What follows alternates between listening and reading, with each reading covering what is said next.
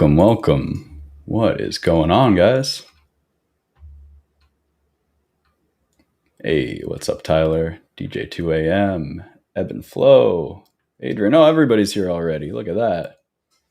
Nice. All right, we're going to get started in just a sec here.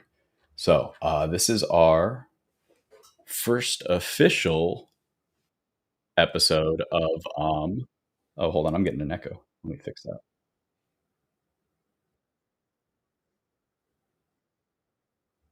Where am I echoing from? Pardon me, guys. 1 second here.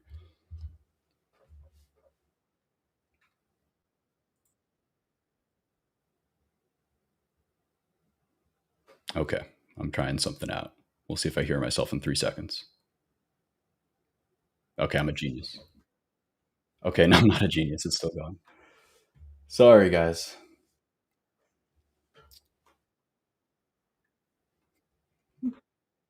And no vampire costume. We are not starting off strong, but this will be a good episode. We have a lot of good charts to go over, a lot of really good trades. I'm just battling my own voice in my ear right now, so bear with me 1 second.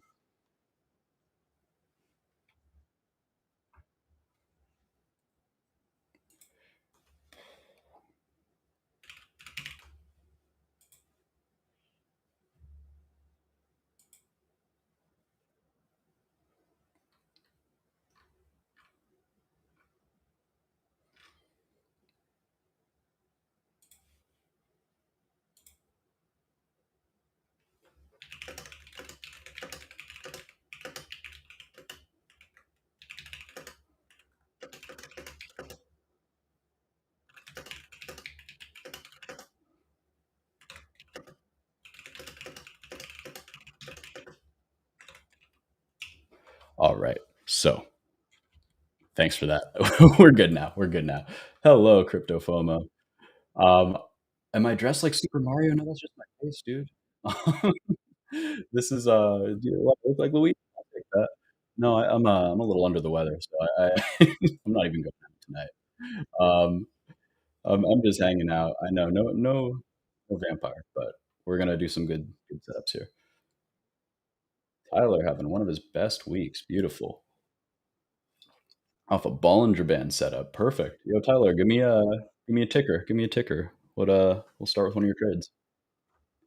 And Hercules back. Awesome. Thank you so much, man. I feel like my head's wrapped in like saran wrap or something. So bear with me, but we're gonna have good stuff here. And usually, awesome. Little buddy is appalled. Okay, we're gonna get into some trades, guys. We're gonna hop right in. So, oops.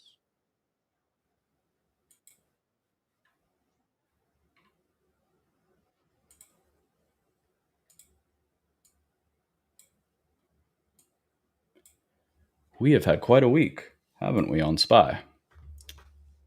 Lots to talk about.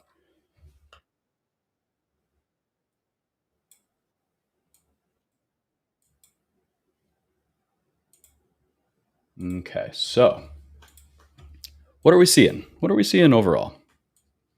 We are seeing this ascending triangle breakout we got 1 week ago.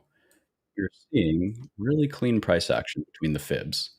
So when we do these breakouts, we have this nice clean range. We get a nice clean gap up breakout, and then continuation. This is what we're going to be kind of looking for. We always want to see if it's real at this 1.27 fib, and we love it when it aligns right with the 680, that round number. That makes it really really easy.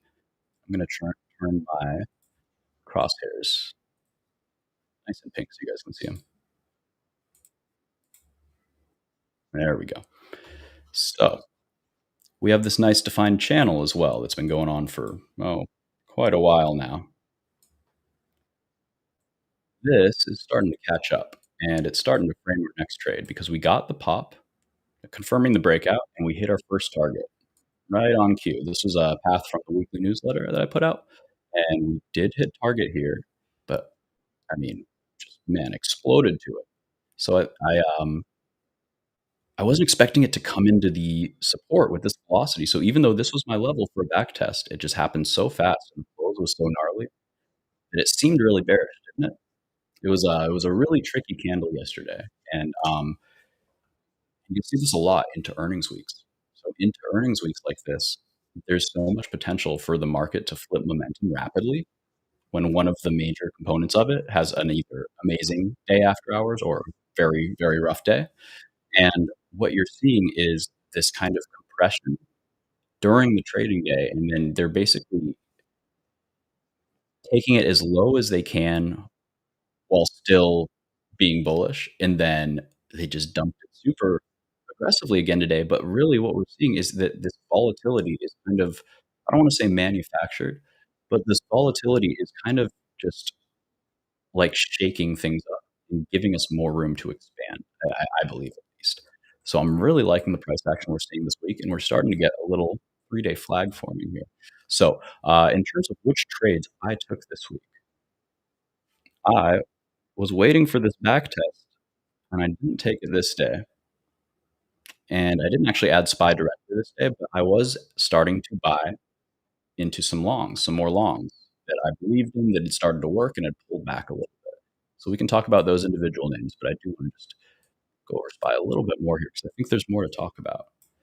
So we filled this gap, almost filled it, but close enough for government work. We might need to push back because there is some more work to be done down here potentially for a really clean mitigation of the move. So we have this high here of the gap. It aligns with the volume shelf you see on the left here. It's just like a little empty space here. Even though we wicked down a little bit and put in a little bit of volume, there's still some place with virtually no trades. So what we'd like to see is the price just push back real gently and catch there and catch this rising 9-day EMA, blue line.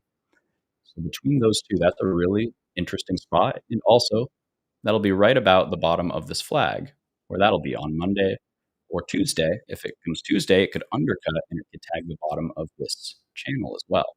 So these are some areas to watch because it would be really, really nice if we get a nice, clean, predictable pullback. You can see this is the volume shelf, this is the wick. Often these wicks act as, resistance when they form the wick, and then when it comes back, it'll be support. So this is the area where I'm looking in next week, somewhere right around here, the 678.50. That'd be really clean. Maybe it pushes down to 677.50, but right in that dollar range, that's where I'm a buyer with a tight stop because I think that if we lose this on an hourly chart or higher, if it isn't just a quick wick down and catch, then we slide down this, see how the volume just stair steps down here, and we fill this gap. So that is where I'm at with SPY, and that's kind of been framing my bias for the week and the trades I take and the reasons why I am looking for what I am. So Tyler is talking ABGO, Broadcom. I like it. I don't know why I always call it ABGO. Just like I just read the ticker. All right, so we can talk about Broadcom in a sec. Hey, Doc, good to see you. Hey, T.I. Bryant. Yeah, and we'll be talking NVIDIA for sure too. Okay. Man, so many comments to read in 5 minutes. I gotta check more often. All right, so let's talk some individual names. Here's a trade I did take. SoFi. This one is fun because it's giving us a really good back test look, and it's scaring the heck out of anybody who was holding through this. And I was, by the way. I trimmed, but I didn't. I still have a good sized position. The past couple days have not been fun until we finally found support off that 20-day moving average. And that is, I think, what we were waiting for. It's the first test since the clean breakout. And now we back tested and we reclaimed this EMA cloud, this fib, the range high, and closed just beautifully. And I think this one is going to do one more push down and we'll pop up to the weekly chart here. Actually, really quick, I'll draw it on here. What I'd really like to see is one more wick down either here or it might only make it under here. And you see this little volume imbalance, little low volume node.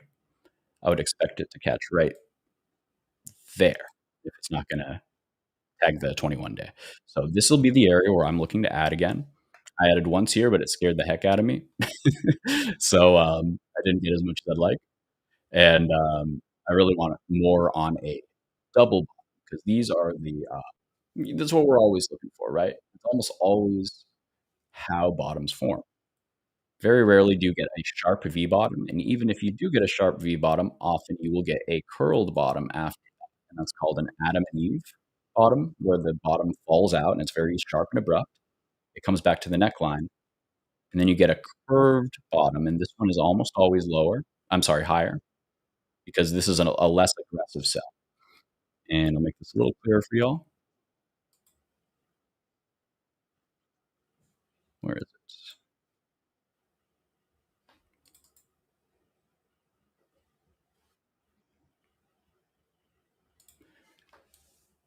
Okay, my cursor's freezing on me. There we go. Okay.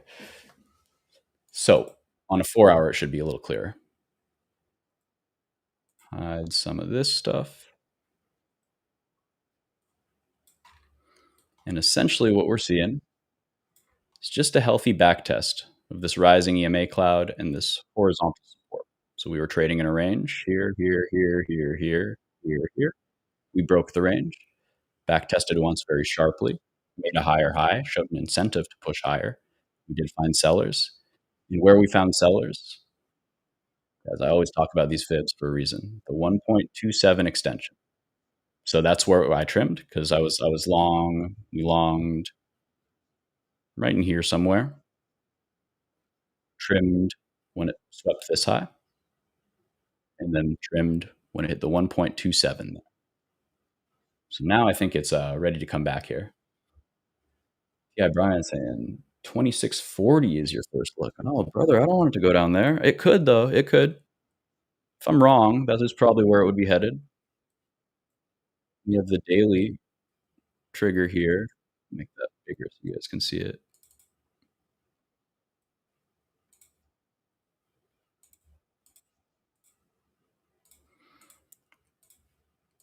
Brian, why do you want to see you get cooked like that, though? That'll be not fun. But it could happen. 28 is where I'd like to see it catch if it loses this low. If it goes to 26, it'd be undercutting the low of this big pennant. 2750. If it's under there, I get scared and it feels like dead money. But I see what you're saying. Big point of control there. It'd be nice. All right, so this is one that I am in. Let me start going through these comments here. Let's check out ANET and VRT for Tyler, and I will start working back. We will get to all the tickers you guys want to check out. Man, this is pretty. So this is just a very strong stock, and this is one where it looks really great on a weekly, and you can just see how easy the trend is. And you can see my old lines where I said, "Hey, if it breaks this neckline, I should be getting involved," and I didn't. Um, so that's always fun to look back at. But this is such a great shares play, right? Because it just keeps on cooking and doing what it's supposed to do this whole time. You never have any worry if you're only looking at a weekly chart, checking in every couple days, chilling, big chilling. Same with the daily. We are hanging out. So if you're in this, you just keep on holding until at the very least it closes a day under the 9 moving average here. And honestly, I mean, it really has to close a day under the 20 moving average. And we have a nice confluence here with 152-ish and this volume shelf. So maybe intraday it could wick down to 150, and that's the daily trigger. So that when I have I have a few systems that I use, right? I use moving averages. I use my trigger system, which is a little more fine tuned, and then I also like this Ripster EMA cloud just for really quickly seeing where we are in a trend. And I use the difference between my systems almost in the same way as an EMA cloud like this.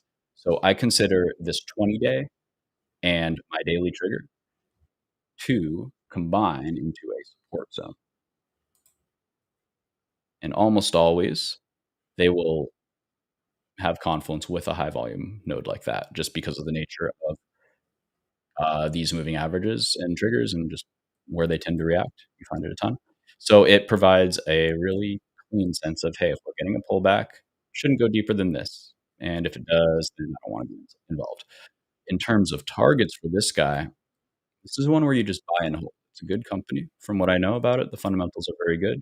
I believe you just buy and hold until it stops working, and your next target is going to be this 179, 180-ish area. That'll be the 1.6 fib extension of this swing high to this swing low. So we take the fib, we drag it out, and I'll put it to my default colors so you can see how they normally are. So remember, yellow, slow down. That's always where we decide whether it's real or not. First tap, rejected, but held everything it needed to. Second tap, soft rejection, but still came back down. Coming back a third time. Maybe it needs to pull back once more and hit it with the 4. So the general rule of thumb for resistance tests or support tests is that 3 is standard and 4 is a gift. So usually a level can hold 3 substantial attempts if it's a big level before it has to kind of make a decision one way or the other. Usually this is on a daily or a weekly chart. So weekly here, this looks really good for a 1, 2, 3 knock, as we call it. And we look for that 4 knock to either to size up or to get involved. So really like this chart, very strong. And I'm assuming VRT is also going to be very strong. So another one where I charted out all these levels down here and it's just gone way above and beyond. So this is another just stock that is being repriced into blue skies. What we can see is that it's essentially a giant megaphone on the weekly. If we go to the monthly, yeah, just crazy expansion. This is unsustainable. By which I mean it will have to revert to the mean. That does not mean that it has to stop going up. It's just it can't scream up like that aggressively and then keep going through it, through like an uptrend line like that. Probably it needs to correct via time for a little bit and cool off. But definitely not something to short. If you're looking to get involved, this is one of those ones that's just in full-on trend up mode. So if you're a swing trader, a couple-day swing trader, you can get involved off the 9-day, off a undercut and a reclaim. And what I like to do is I look for conflicts. So between this 9-day and there's a little low volume node right here. So it would make sense if it was going to shake people out through that 9-day EMA. We can see how it's held the whole way up. It likes to test it, and then it can shake out to the 21. Totally healthy and normal action. It closes back here. That's very bullish. So that's kind of what we're looking for. We're looking for an undercut and a reclaim. That's very close to a reclaim. I'd call that a reclaim since it closed under this low. So same kind of thing. We could imagine that it flushes down into this low volume node here, into this gap. We'll mark out. And this would be the area where I'd be watching for buyers. You can try to catch the knife if you want, but it can easily keep going here. But it's very likely that it goes here. It comes down here. It will be accumulating. Buyers will be buying all this. And then eventually it will reclaim. And that's the short-term entry for, okay, we can ride this trend until, I would be trimming at all-time highs or whatever. But if you're just looking for a spot to get invested, like long-term, I can't really buy this and not manage it, if that makes sense. Probably works though. Great company. Not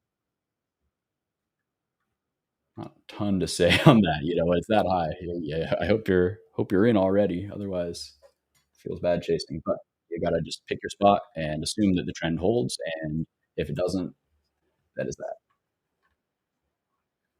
So let me go on back through here.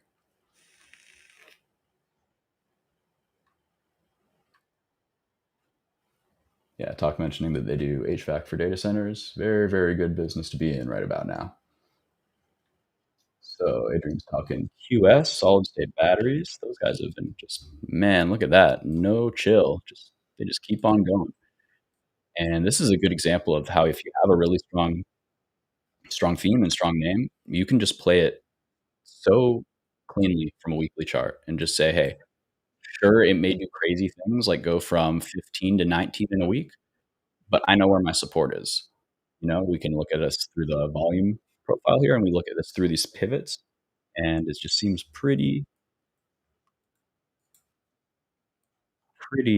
cooperative here. So we have this surge high, and that's where sellers first stepped in. We have this volume node here. I would probably draw that line there. Oh, I see why I had that here. So even cleaner. Let's do this.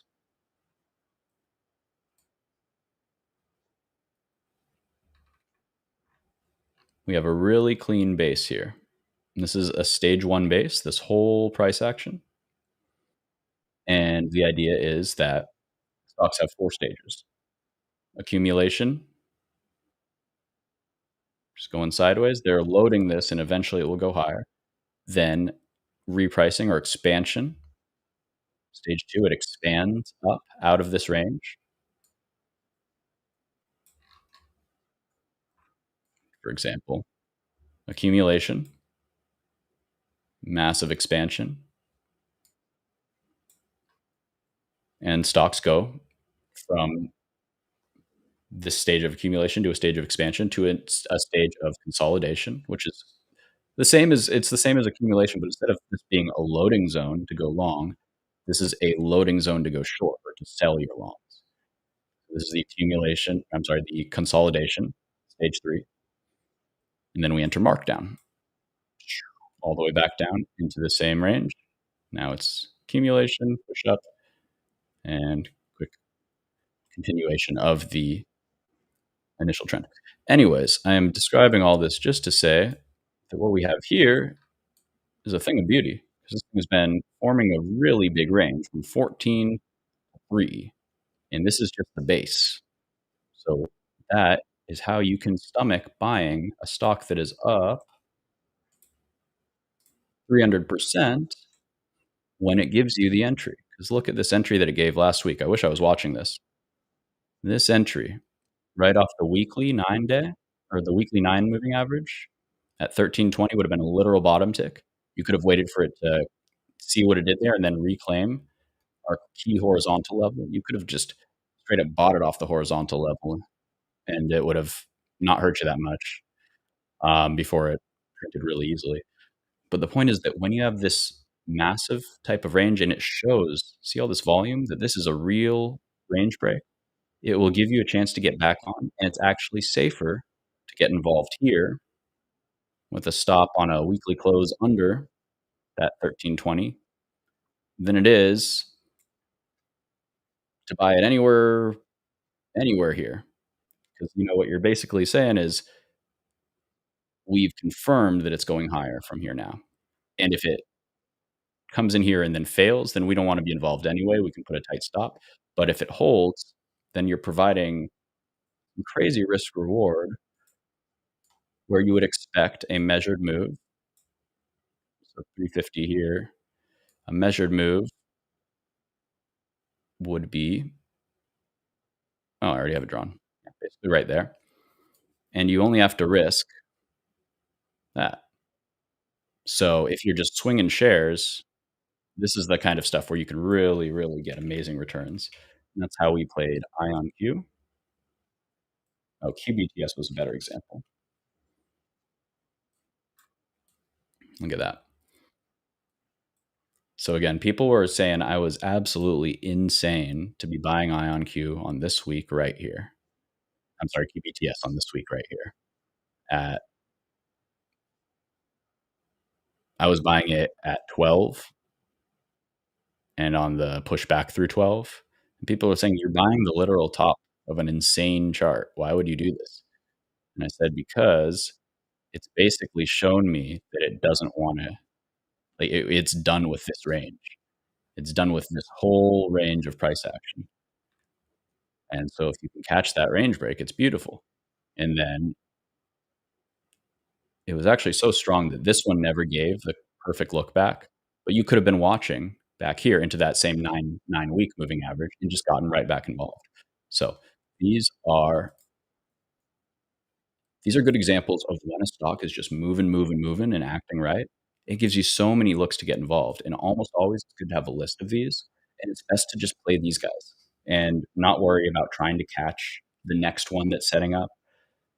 It's great to catch a breakout before it happens, but it's so much more consistent to play a back test of a confirmed breakout. So this is probably a good example or a good time to bring up some of Adrian's names here. FLNC is a great one. This thing's an absolute powerhouse. I want to get involved. I need to find my spot though. I'd really like this zone. See this daily trigger and the 21 day. That's where I'd really like to get involved, but I don't know if I get one of those because I just did that. Very likely it'll probably just dump to 19 and then keep on grinding up. But yeah, this thing I was kind of interested in it around, I don't even remember, somewhere like 10 or 11, 12. And I just was like, oh, it's up too much. I can't look at this thing. But if I had, I would have seen, oh, this was a buy op here. This pullback into this pivot looks like it even very close to tagging this previous high. And obviously the 9 day there and the green cloud. So you can find really good spots and you get rewarded so quick. You buy the dip and you're up. Oh, geez, wow. That's insane. 23%. But the point is that these movers give you so many looks. This one too. Next day you're up 20%. That's crazy. You could buy it off of the 20 day here, the daily trigger. Gives you so many chances to just make crazy amounts of money in a short amount of time. So this thing is quite an insane chart. So we always want to keep these powerhouses in mind when they start acting right. So this one's another example, one that's just starting to really surge. 30% move there. Dumps gives you another 30%. So see, this is starting to exhibit the same characteristics, or it's just in surge mode. And why do we know that? Well, because on the weekly charts and the monthly charts especially, these things have so much room. So much room. So see, this is another one. The stage 2 break here. We were getting involved in the 9s and 10s. And then it doesn't, if you watch it every day, it scares you because it might drop 10% or something, 20%. But if you just say, hey, I'm going to keep trimming every time it does something crazy, and every time it comes back into support, I'll just re-add. You can just catch these whole moves, and they're very, very easy if you don't overthink it, especially if you zoom out and look at a weekly chart. Now we've got this megaphone that we're kind of consolidating on top of, flagging on top of, and we should just surge to the next target of 18 here quite short. So yeah, these are fun ones to watch for sure. Jake Matthews mentioning MindMed. Yeah, let's talk about that in just a sec. That's a good one.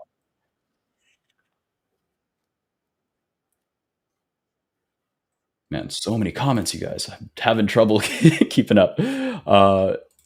Brian, you like the oil stuff? Yeah, we'll talk about that too. Let me go MindMed and then oil, and then we'll take it from there.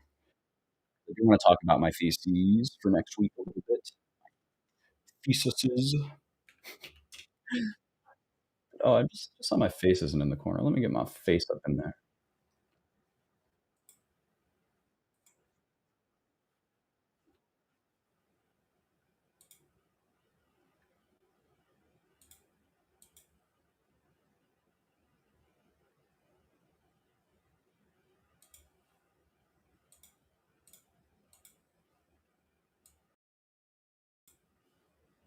There I am. Where's the least disruptive? Probably bottom left. All right. MindMed is a wild one, right? Oh, Mardown.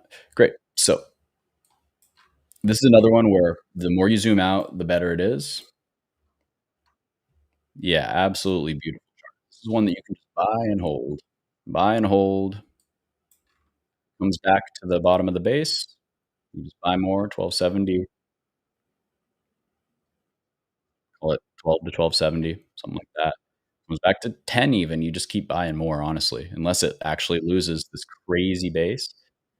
Like, this is insane. This is like the perfect setup, right, guys? Because for long-term investing or like swing trading for like a powerful move, because this is what we call another stage 2 breakout. So here's the stage 1 base, that whole area, and we're batting up against this yellow zone, and we're finally flipping it, and we've tested each week. We've tested once, twice, 3 times, 3 or 4 times back tested, and their buyers pushing this up and out of the range. So this thing is going higher. It is also really cool. It's a psychedelic therapy. That's dope. I think that's dope. I think there's a lot of potential to help a lot of people, so it's super cool that, Wall Street's starting to be interested in this. This is the craziest part of the chart, though. That's why you gotta zoom out to the monthly. You see this downtrend line? Let me make sure I have it perfect. There he goes. That's wild. We are just breaking an all-time, like, we call this a doom loop line. The stock cannot be actually bullish and actually get traction until this all-time high downtrend line has been broken. So, very, very cool chart. Very cool chart. I'm gonna make sure that I don't forget to watch it next week as well. So, the other way you can do this is you can also just do PSIL. This is the ETF, and the heck is that?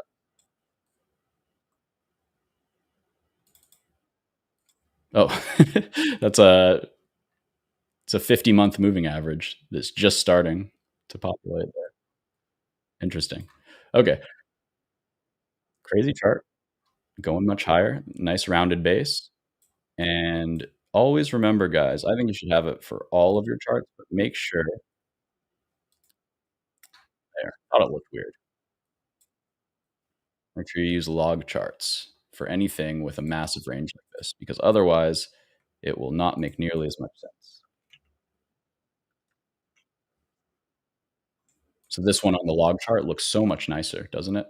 It does mess up our downtrend line, but that's okay. The good part, or the more easily identifiable part is that this is a pretty clear double bottom long term, and it was very constructive here and got massive amounts of accumulation, and now it's pushing away from this massive accumulation. So should run quite significantly. I would be shocked if this thing wasn't at least 20 to 30 bucks in a year. I think higher. We're talking this is going to all-time highs, I believe, in the next 5, 10 years. So, beautiful chart there. All right, now let's get into the energy stuff real quick, and then I will talk some data center and AI plays that David was mentioning here. We'll just keep on trucking. If I missed you, drop it again. I will get to you. I'm trying to go back, but you guys comment a lot, which I love. So Ti Brian is liking oil and tankers. So let me talk about what I'm seeing here.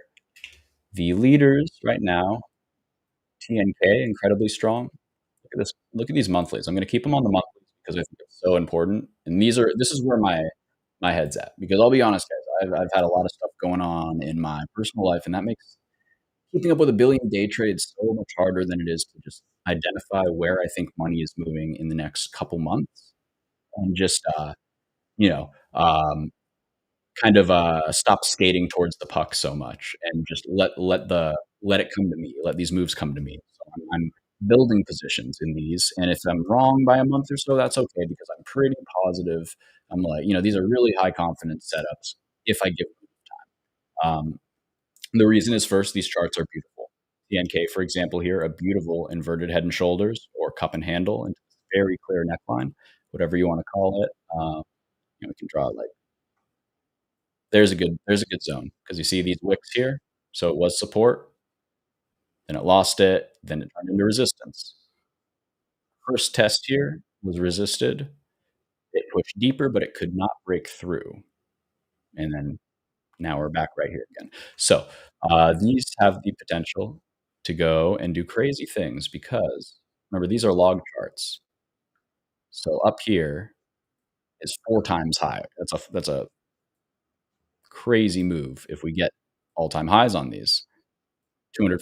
I'm not saying we will in the next year or so, but what I am saying is that these names are highly discounted and they are very unappealing just as a sector to Wall Street. So they're very undervalued for that reason. They're they have a history of bad management that is very unshareholder friendly. A lot of dilutions, a lot of bad press releases into them buying back their own stock. Like a lot of stuff that's, probably a little shady, but, and they also, big money doesn't forget when they get burned really bad. And the fall of tankers from, in the GFC was pretty epic. There was so many ships being built. There was so much, um, there was so much bullishness on, bulk shipping on, like the world economy as a whole, and that changed quite quickly. It was catastrophic for the industry, and you saw these stocks go from $200 to $5. So, one of the best trades of my early trading career was Zim shipping, fucking buying in the seven-ish area, and it ripped to, I guess I wasn't buying in seven-ish. I basically, yeah, okay, yeah. This is wild. So this is one of the very first trades that I was crazy successful in. I just followed somebody on this, and I guess I did buy it right around here. I know it was under 12. Yeah, and just these shipping stocks when they move, they can move absolutely insanely. So, um, in terms of the best, there's a couple that I think stand out. ECO has incredible management. They're securing crazy good rates every week. It seems like just better and better and better. Um, this chart also has no overhead volume, which makes it very appealing from a technical perspective. If you're just trading shares, just buy this one and don't worry about it. It'll be a double in 5 months, a year, or something like that, I believe. Um, if you're playing options, I think FRO is the best, has the best liquidity. And I think this is one of the best charts too, because it's just doing a little peekaboo over this all-time high downtrend doom loop type thing. It's got the really nice cup and handle here, and it's also breaking above. Once it gets above here, 25, 28. Do you see the stark difference in volume here? So this is like a big wall, and then once it can break above, it can just surge all the way up, in theory, to here before it finds major resistance. Of course, there'll be plenty of ups and downs on the way. I'm targeting 29 in the next month or two, but these guys can move. In terms of energy in general, you have so many options. If you want to play options, I recommend the highly liquid ones, like XOM, and I would recommend buying time because these things trend when they start moving, but they very often will mess with you. I mean, just look at this choppiness. It's not fun to swing unless you just have a strong stomach and a tight entry. So, for example, we can identify this 50-day moving average is very responsive. Today it was as well. And now it's back over my support cloud here. So if it comes back here and finds buyers on 1350, 13-ish tomorrow, Monday, then I'll be looking to play it. But otherwise, I think it might gap up over the weekend. I think a lot of these might. So on a high time frame, I just want to talk about how much potential these stocks have. Not many very high quality companies are trading sideways for this long since 2022 at the highs of their ranges, by the way. So these have a potential to make big moves. My favorite from a chart perspective is Chevron here on the monthly. It's just an absolute pristine cup and handle, but it's just such a high time frame that it's going to take a really long time to play out. Like I remember getting fooled by this one right here. And back then I had this drawn like this. And we'll zoom in on that. And it looked pretty good. We had this tap down here. I think I probably drew it like that then. Okay, one tap, two tap, three taps. 1, 2, 3, 4, 5. This is a solid channel, a solid flag on top of a huge base, and we're breaking it. I got slammed on that position, I remember. So now it's looking better though, because we have a few months of sideways action showing support off the volume clusters here at 151, 152. So I think that when this thing can break here, that will be a change of character. Because previously, when it got rejected, it was not able to break. See, it came all the way back up there and tried, but then couldn't. It had to dump again at least. It did make a higher high here, which is a good sign, but again, major sellers were still there. So now If the pattern was the same, like this, like this, like this, like this, like this, like this, then we would have seen this month close red. This is the first time that pattern's been broken. Therefore, I think that this is finally ready to attempt the breakout of this massive pattern where the measured move is 270. And then we got to think about what in the world fundamentally could lead a blue chip mega cap like this to make that kind of move. It would have to be pretty crazy, right? Well, there's a lot of things that could happen that could make oil pop. I'm not an oil expert, but the one thing that I think Chevron in particular could benefit from is the relatively peaceful transition of power in Venezuela, which would facilitate Chevron, Exxon, Schlumberger, Halliburton, these oil and services companies, to basically go in and establish a lot more infrastructure. Um, so that's kind of what I think we're seeing here on the energy plays. For tankers, you have the added bonus of all of the geopolitical tensions. But, or I'm sorry, you have that base case, but you also have the added bonus of the just oil supply that's occurring right now. There is quite an oversupply where, I mean, if we look at crude itself,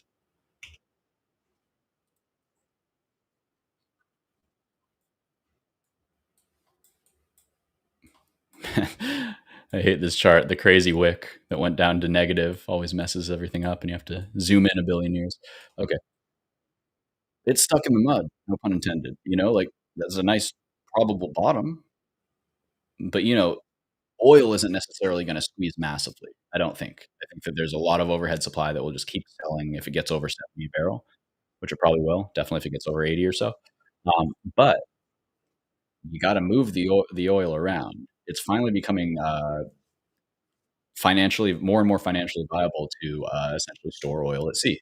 That's what these tankers do. They also move it from place to place, and we also have some developing news potentially regarding China.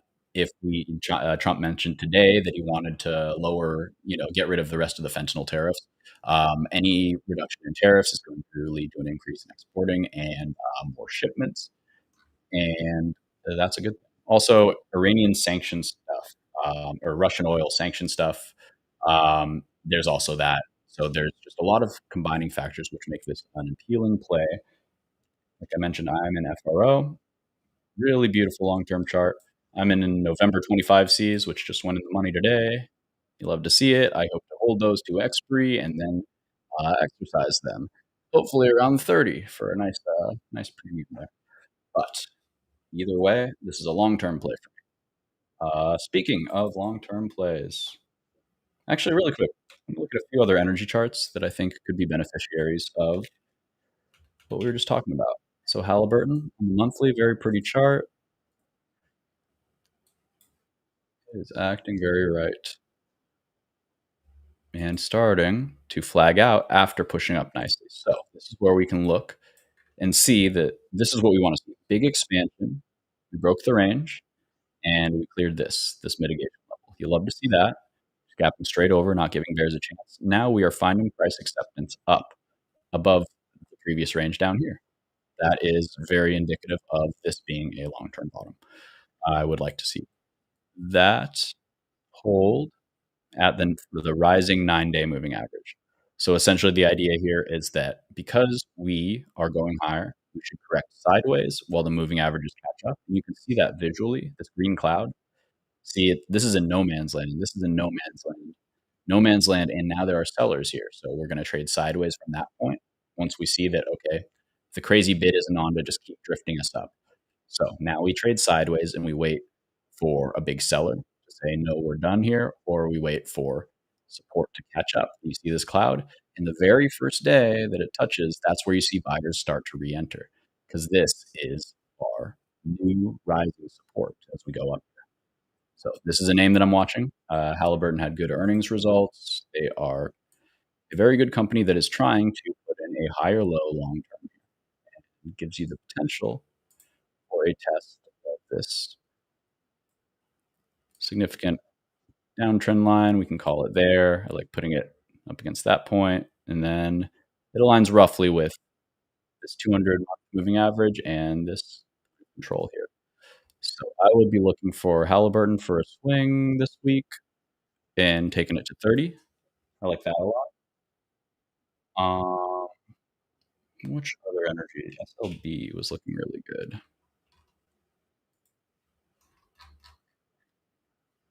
So this is another long-term pivot area here. You can see it being an area of interest multiple times on the chart. And it's also got that point of control, that red line there. We've been basing very constructively, forming this kind of downward wedge here. Really pretty break of it on earnings. And now it's doing the same thing on the daily. Yeah, they're the same picture, right? So we got our support coming up, literally the exact same thing, caught it. Now we're starting to catch again. Probably dips a little deeper just because we have really solid support here at 35.30 to 35.50. So I'm going to set an alarm there myself. And that looks like a good one to play too.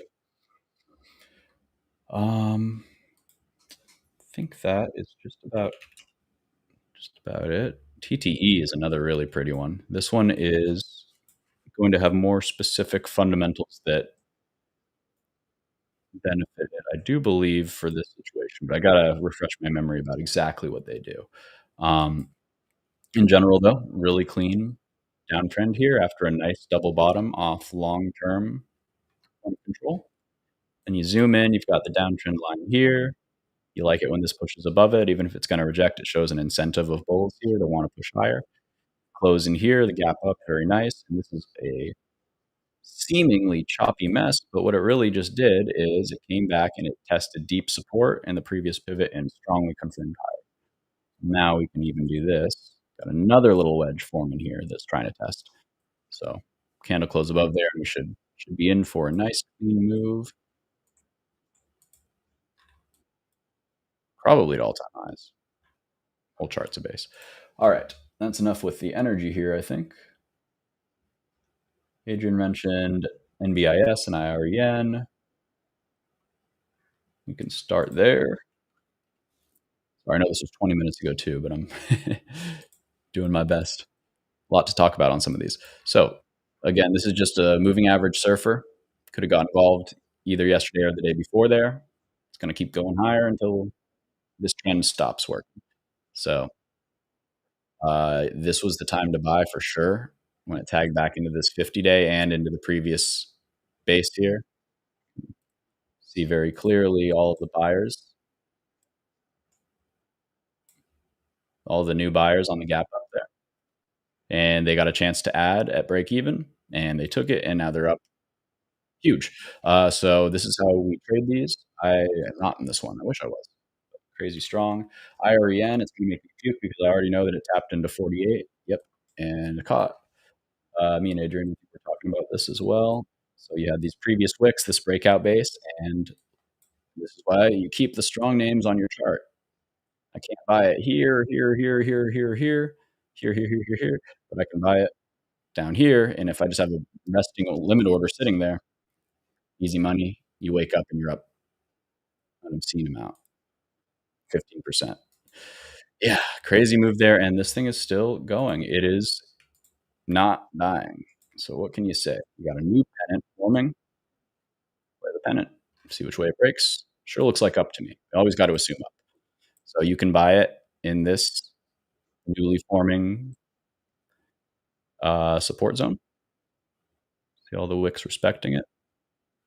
Undercuts it, but reclaims. Back tests. It's got the 9 moving average. Got the 20 at the bottom. This should be the area where you can accumulate for a move up, assuming. And you just want to see it hold 55.50. Good look there. Yeah, Adrian mentioning that penny datas got slapped while the leaders pumped. So I think this is just leading to the overall trend of breadth constriction. So the market is being pumped by very few stocks. If you look at Mag 7 here, and we will overlay RSP, which is equal weight SPY, turn that into a line. Oops.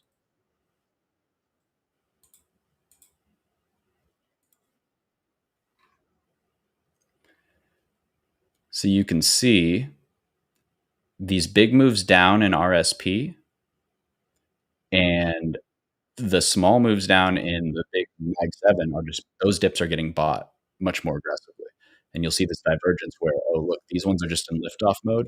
They're selling RSP names as they're buying these.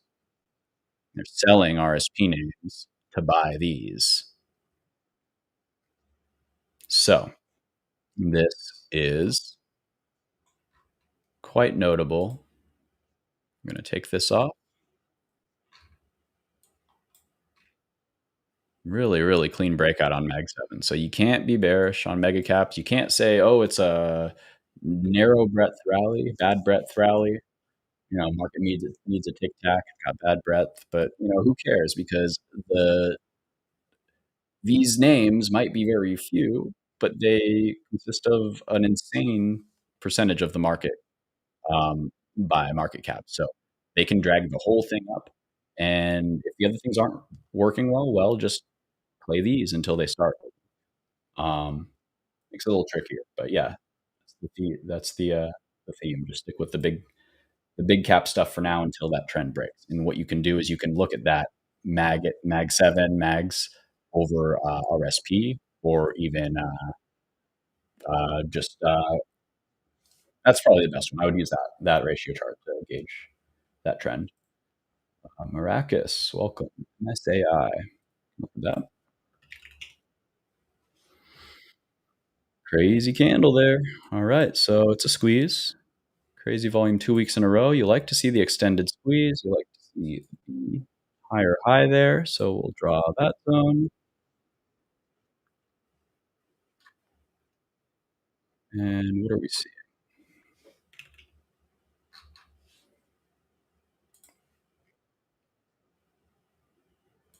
There's our point of control, this big volume shelf.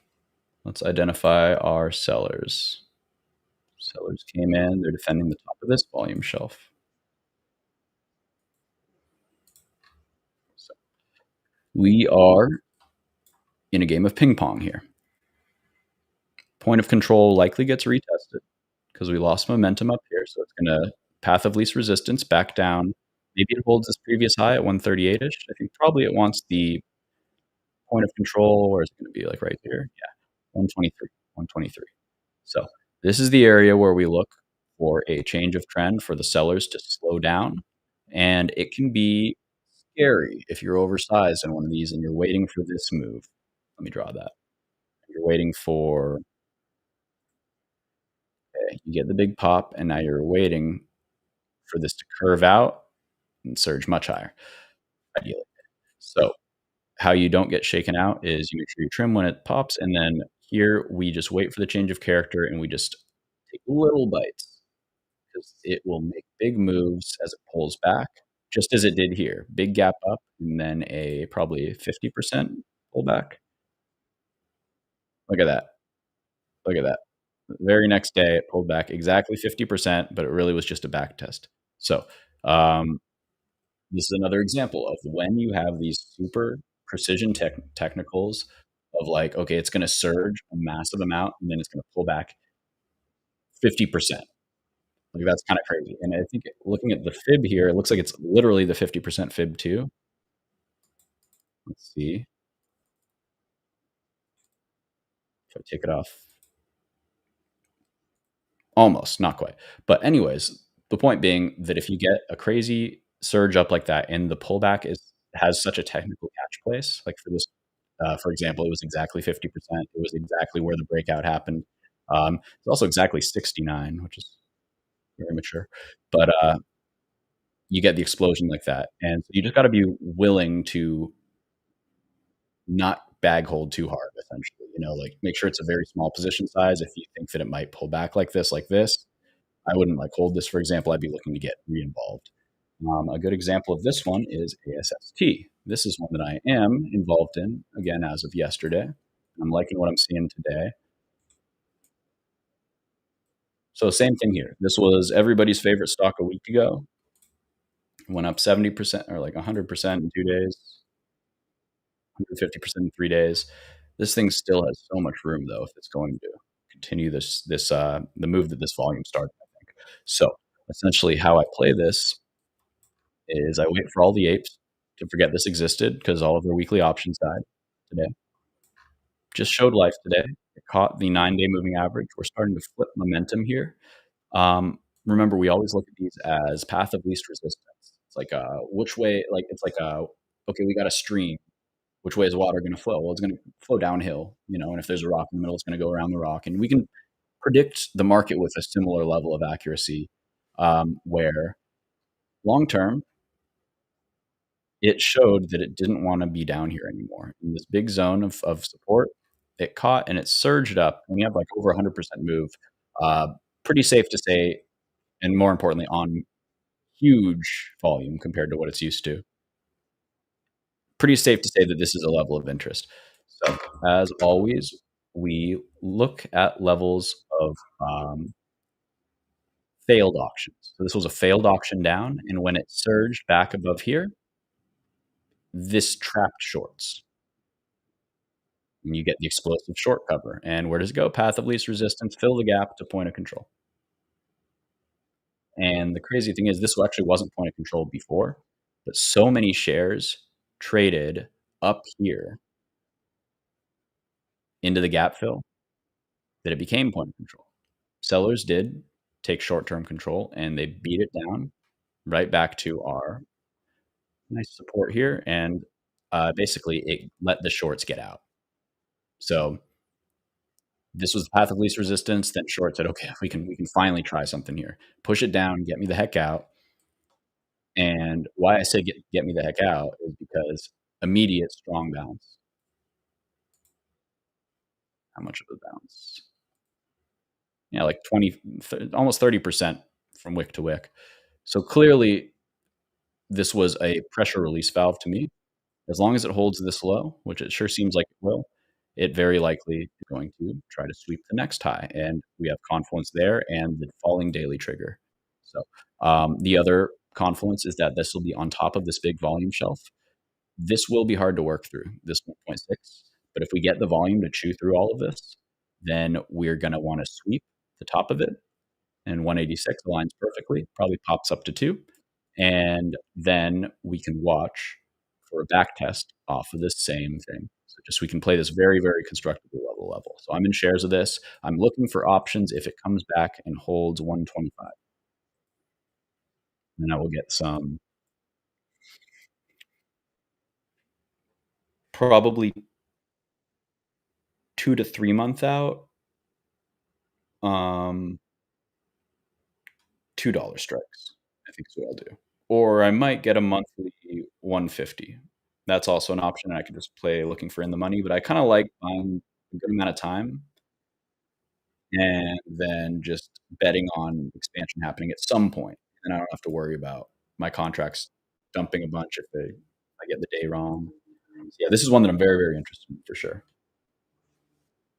All right. Man, every time I look, there's so many more to check on. All right.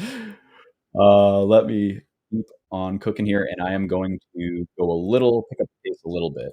Talking MSOS. This was a half an hour ago, so oh goodness. MSOS looking very similar to MindMed.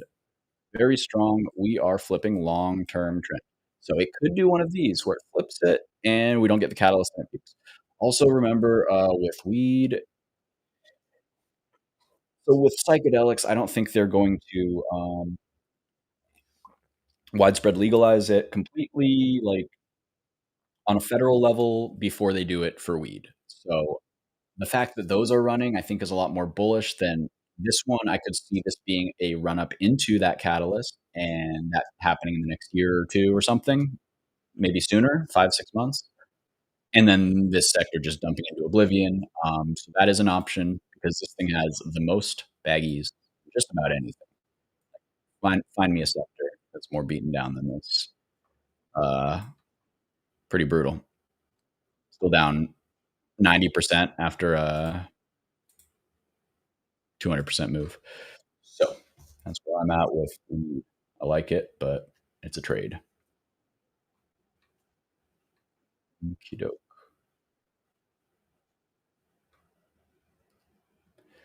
Maracas mentioning CRKN and BRLL. Why don't I know these? Oh, yeah. I don't know what happened, but that doesn't look great. And that looks worse. Yeah, so I'm assuming their ownership was, not very shareholder friendly.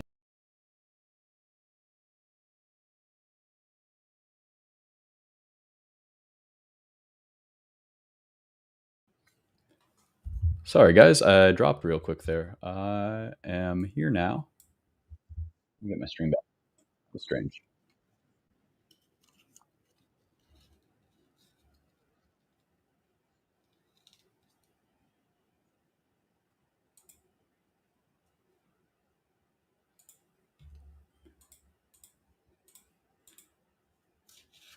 All right, I'll jump scare you with the CRKN chart there. There's your Halloween surprise. Minus 8 billion%. Okay.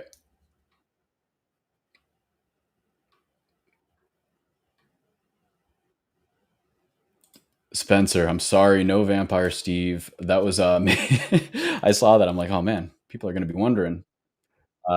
Yeah, I'm very unfestive. I got a sore throat. I feel sick. So forgive me there. What do we got?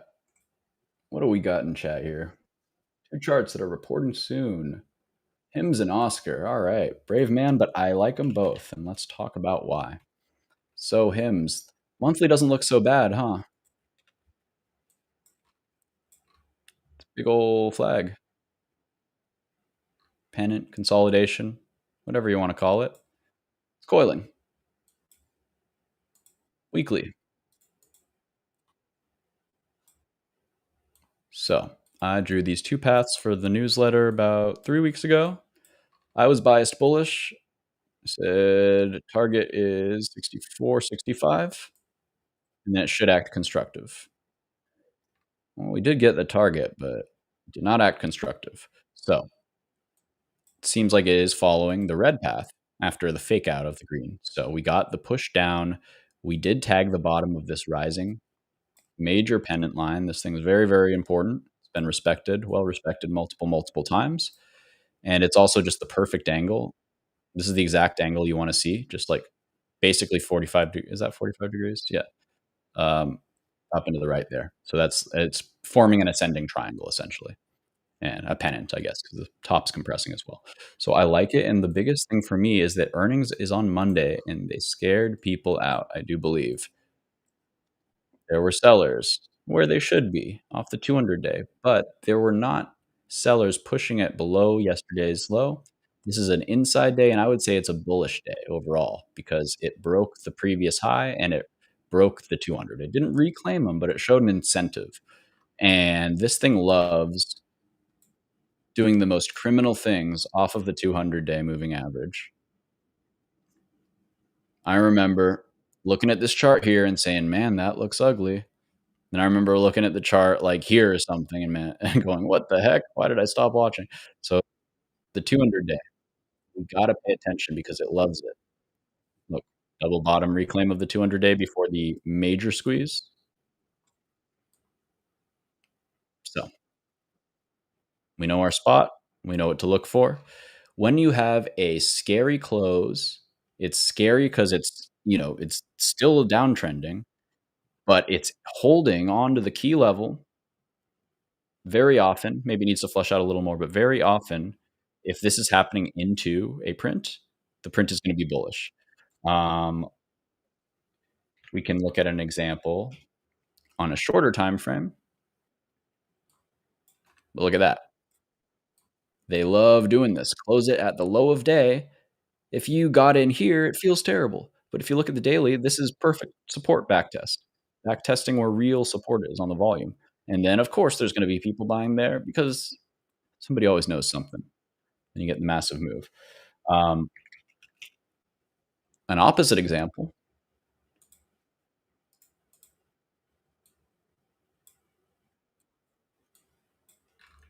Apple was bid up into the earnings report. And I know that it did have a crazy turnaround, but the fact that it bid up led me to believe that they would flush it first. Unfortunately, I didn't buy any because I thought it could be the start of a bigger move. I didn't know what was going on. But what I did know is that I didn't like this grind up into the print because that reads bearish as me or to me. Just like Amazon, even on the short time frames, see at the very end of the day, so it was trying to hold here and then it just puked it right at the end. But what it really was doing was it was forming a bullish order block right there. So see that area where it fell and then reclaimed, it trapped shorts right at the end of the day, right into the print, and then shorts obviously got squeezed out. So for those reasons, I think that what we might be seeing on HIMS is a similar thing. Let me fix my chart. Strong buy candle there, but at the very end of the day, they just flushed it back. So the close was very underwhelming. If they closed it above VWAP at 46, how would that daily candle look? It would be basically pushing up against the 200 day, and that would be a much more appealing look. So we just got to remember that market makers do absolutely paint the tape, by which I mean they have some say in how they can push a chart in either direction. And if they're expecting, for whatever reason, a big move up in a stock on earnings, and they need to essentially buy more, they want to push it down and get people to get rid of their shares cheap. And then as soon as earnings happens, it'll pop big, and then they can get rid of that inventory that they need. So that's where I'm at with this one. I know I said I'd go quicker, but that one actually is a good example of a couple concepts there. So Oscar, oh, this one hates me. It's just in no man's land right now. If anybody caught me on Trader TV, which I figure is probably most of you, then you probably know my feelings on the fundamentals. It's just very contingent upon them, and it's hard to time because it's contingent on the government opening up, the way in which the government opens up, earnings, of course, and also IWM, how small caps are being bid or sold. So IWM has not been doing amazing because money has been flooding from it to the Qs, to the mega caps.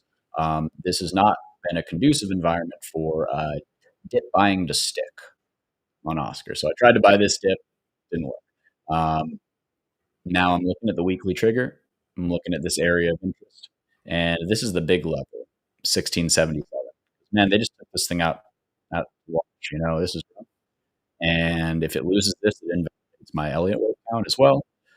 Um, and it is testing my faith in what I know about the United States and the political system. So either I'm just wrong and the Republicans are totally fine torching their chances at a midterms win. Uh, they're willing to make their voter base get massive sticker shock and pay twice as much for insurance and associate that with them. I think that's political suicide. Um, and I am positioned accordingly. I think that they are backed into a corner where they have to um, renew the ACA extensions. If I'm wrong, though, then this thing could go back to 14. I don't think I'm wrong, though, but nobody ever thinks they're wrong. So that's that's where I'm at on it. I think that they're just doing the same thing with hymns, where they're just sweating me, just sweating me. Making it seem as bad as it could. But really, on the monthly, same thing with hymns. This is not this is not a chart that's about to completely just die. I mean, sure, yeah, maybe it pukes to 15, 14, 13. Still holds the range, high time frame, still very constructive. They're positioned very aggressively to capitalize on growth in the next landscape of insurance. So that's what I think. There are bears too. You should go read the bear cases, but I'm not that guy. So keep on going here.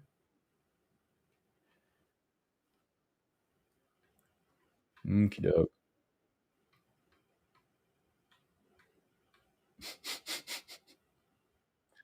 Nosferatu of trading.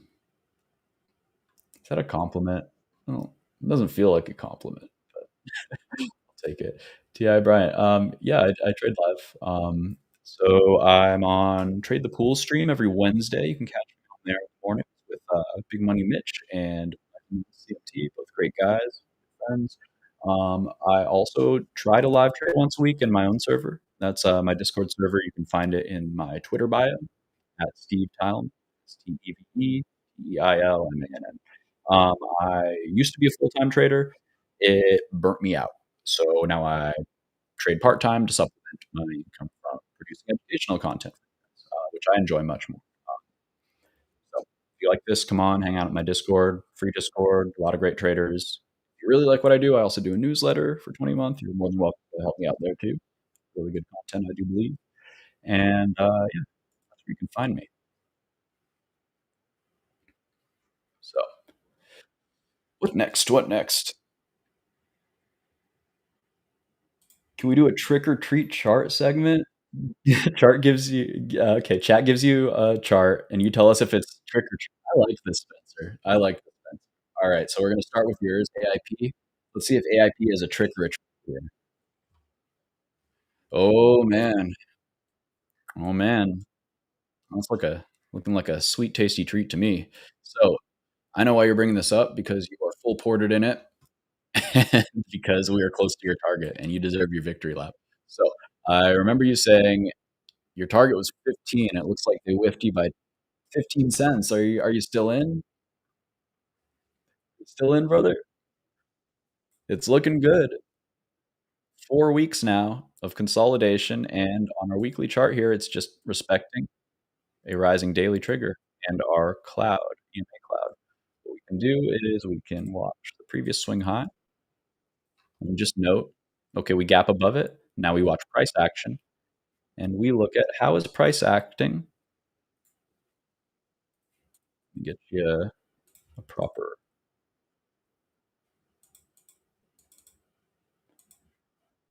visualization. There we go. Okay. So how is price acting in this area compared to,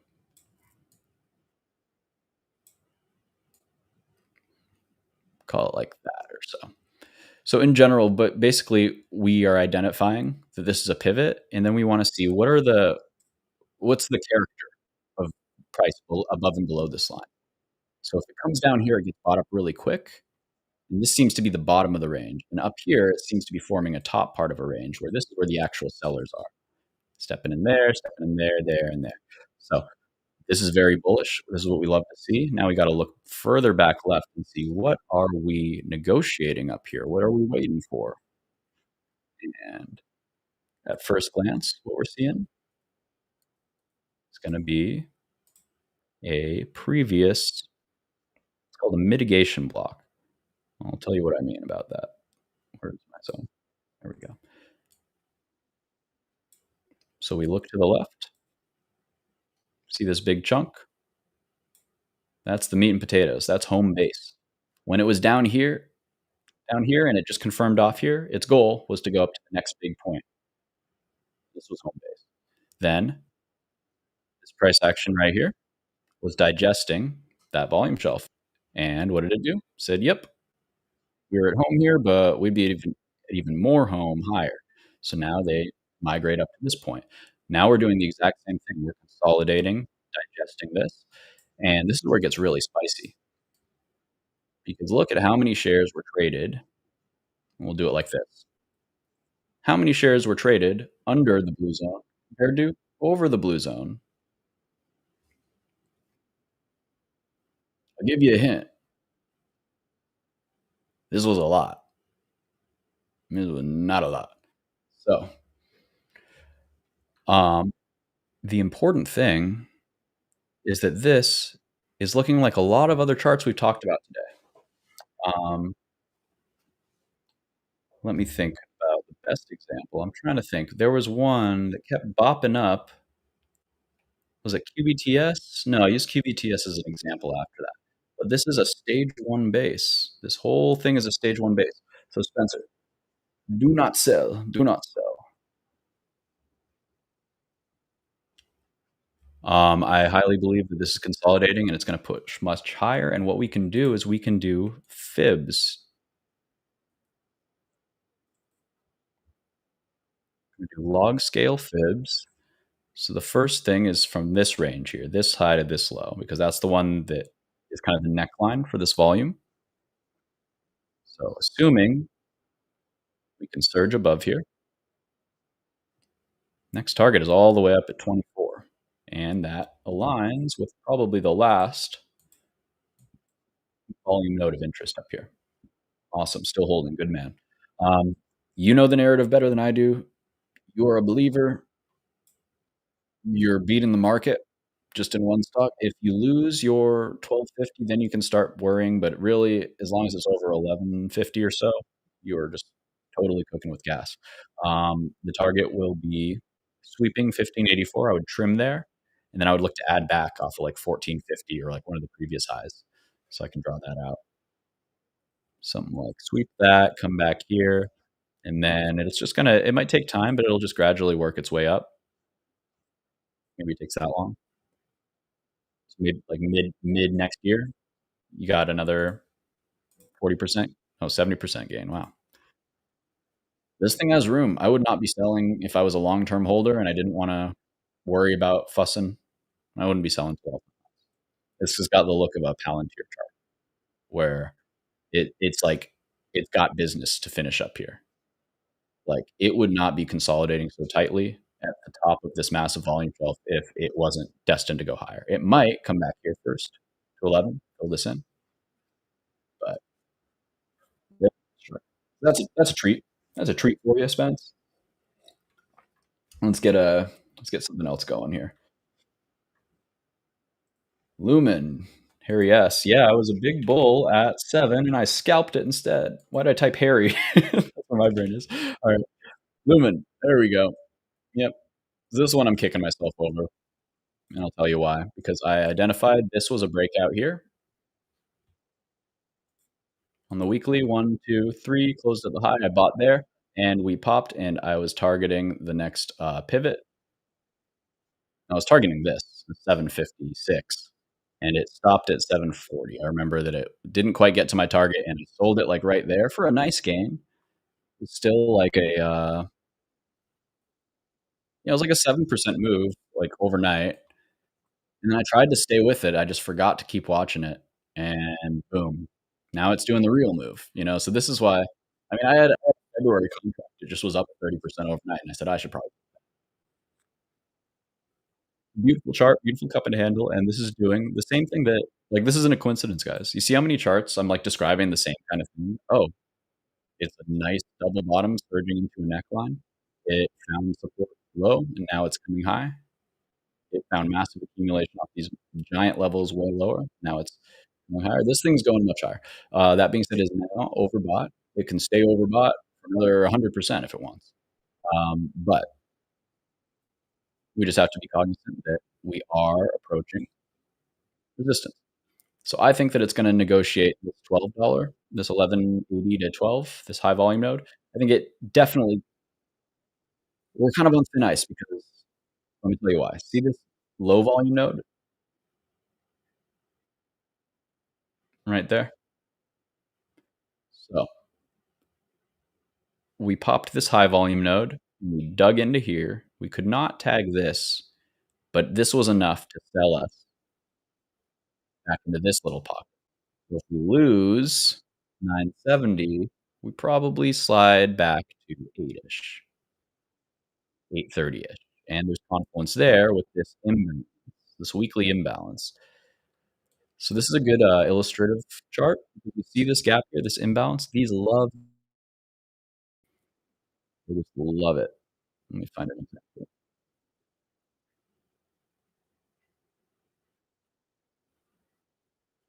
No weekly imbalances. Here we go. So there's a weekly imbalance right there. Put that little square on it. So this is the weekly imbalance. And if we draw it out, we'll see that it needs to be renegotiated multiple times to clean it up. And at the time, this would have been a low volume area, but it ended up actually being a high volume area because it got traded through so many times. So when we have this imbalance, they love to get revisited. It came down, they refilled it once, we lost it, they needed to refill it again, and then this was the area where it eventually decided, "Seller's still here, we're going down." So I think that if we lose the big volume shift, we could slide down and fill this imbalance. This would be an excellent buy. So this is another one. This is why I love doing this every week, guys. You put me onto some good setups. So I just put an alert here, and if it comes back down here, I'll take a little nibble on some shares. And then if it starts curling up from here, then I will consider adding some leverage. But long term, I love this chart. I love the theme. These guys do fiber optics for data centers. So if you like this one, but you don't want to chase it, you can also look into AAOI. This one, again on the monthly chart, this thing is just not even starting to get going. It needs to break this high, this zone, which is very close. You can see it just kiss that trend line here. Once it breaks through this area, which it sure seems like it's going to because it's already back tested and confirmed that this was support. There's a big zone here. We can redraw the blue out. And to me, path of resistance looks like up here and up to sweep this one. And that's 50 bucks already. It's 35 right now. So this thing could make a massive move quite quickly to catch up to LUMN. 40% move is what I'm looking for, and earnings are on the 6th. So this is one where I will be swinging it into earnings in small size, and then if it works after that, I'll be building into a position. And if it doesn't, I'll cry. If it doesn't, then I will be buying more at 31.80 to 32.80 because that's the new support.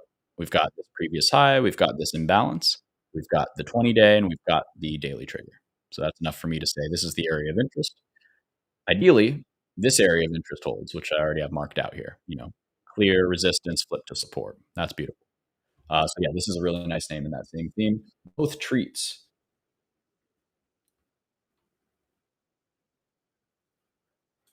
Good evening, Miko. So this is TradingView. This is just the platform that I chart.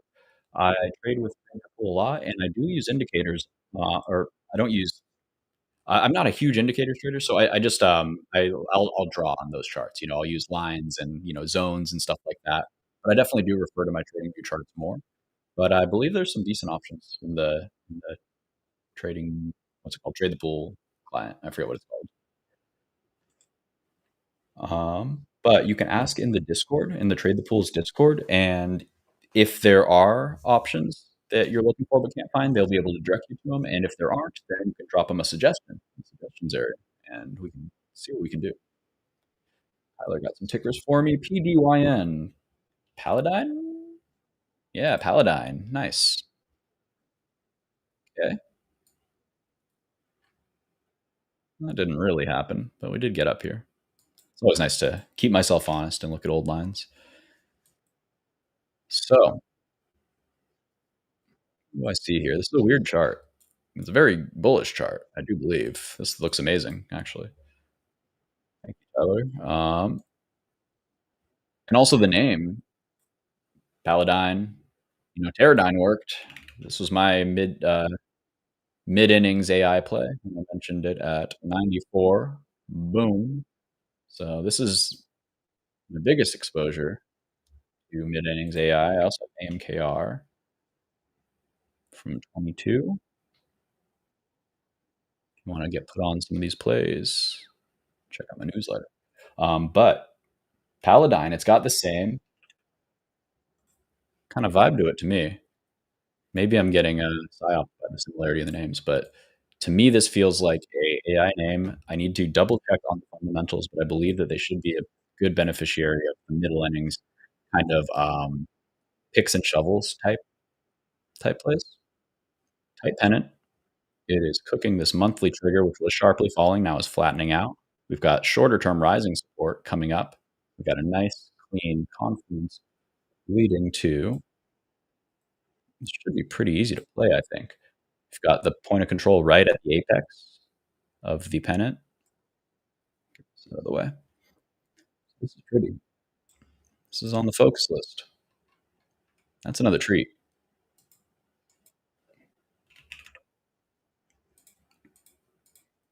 So very interesting. We'll zoom in a little bit and see what we can see. Very tight.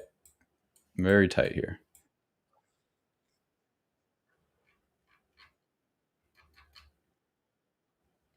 Yeah, Pterodine's beat was absolutely insane. Yeah. Um, that I mean, they're an amazing company. I did a write up on them what 3 months ago, 4 months ago. They have it's like one of those setups where you're like, man, the chart looks so good and the narrative's so good, but no way it's going to go up 100% in a few months, right? And, well, guess I should have bought more, huh? Um, maybe I'll make up for it and buy Paladine, and that'll go 100%. I mean, I was kind of joking, but look, the top of the flag is literally a 75% move. So this very likely will go 100%. Very cool. All right, so that's a treat, all right. Let's find some more charts. And I'm no longer going to my Halloween party, but I do have plans in, let's see, hard out of, call it 40 minutes. How about that? 45 minutes. So we'll get through as much as we can here, guys. And then you know where to find me. Come harass me and drop a bunch of charts, and I'll get through them on the weekend too. But till then, we have Affirm, Datadog, and MDB. I know Mongo looked crazy good. MDB, beautiful, beautiful, beautiful. Yeah, so these should be breaking out. I would assume that the others are following, or is this because of DDOG earnings? DDOG earnings are on Thursday. Okay, so this is ooh boy, this is a great shares play.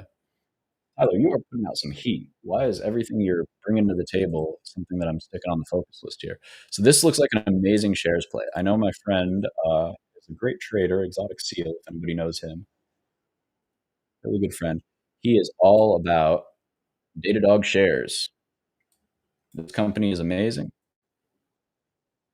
I think that we buy 200 leaps and we don't look. We just buy shares. An absolutely beautiful chart. Just really, really, really clean chart. Gives it a bit more shape on the weekly. Let's remove these drawings and just bare bones what we need to know. You know, a chart's really good when you can tell the whole story in just a few lines.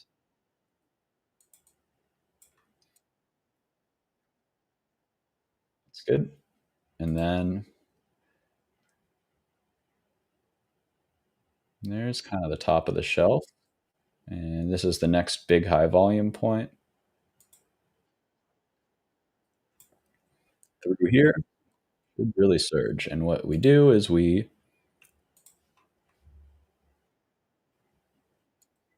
just to give a perspective of like what names do when they break their range, their all-time high range, they start cooking. So we're talking about a double. If this thing does want to get going, which it sure looks like it is. On a more like immediate target, you can do the recent swing low to the recent swing high. And then we will see, okay, where is it going to go to if it breaks this? It's going to go to the 1.27 and it's going to test what the real breakout there. And that seems like it makes sense to me because that would be essentially sweeping all-time highs by just a little bit. $5, $7, that'd be perfect, right? Couldn't you see that happening? So it could surge there and then reject, or could surge through it, back test, and push for that 266, a big straight trend. And these things love trending. Well, one of the first trades that I talked about in one of my newsletters was Zscaler early last year or the beginning of the year, somewhere around there. And when they start trending, they just move so quick. So we had a position, and then when it broke here, you just get this expansive or this explosive expansion of like 40% in 3 months. And it's just the easiest trade too. And these are what we look for. These really easy trades. So I would expect Datadog to be similar to this and MDB as well. So what I'm saying, when I'm saying easy, this doesn't look very easy. These pukes. I'm talking like this. So it was 211, I believe, was my entry because I front ran it. And I was a little bit scared. That was probably not a good buy. What the right buy, I think, was waiting for it to sweep and then back test there and got another chance there. But the point was that when you have this kind of trend, it just works and you just ride up this moving average, this EMA cloud like I have.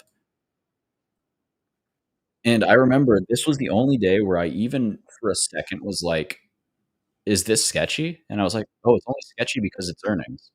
And this is another great example. Remember what we talked about, guys? If it's a bullish print, they're going to push it back into support. So this was 3 days of red on amazing green stock. So it's still bullish, of course, but like this was like the first even remotely notable selling. What did they do? They brought it right back to the binary, like the pivot, essentially, where okay, where are we going, up or down? This makes you have to have faith. But high time frame, this was nothing to be worried about. It was even a higher low in this flag, and it was just waiting for this moving average to come up and explode it. So that's what we would like to see start on Datadog. Although, yeah, so perfect. See how the flattening of the moving averages is just so clean like that? And then we have really nice breakout there. So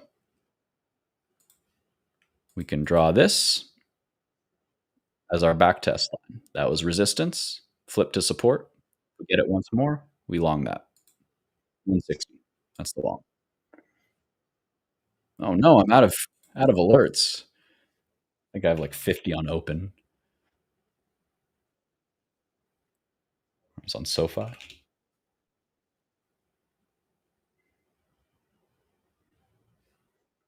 Bear with me real quick.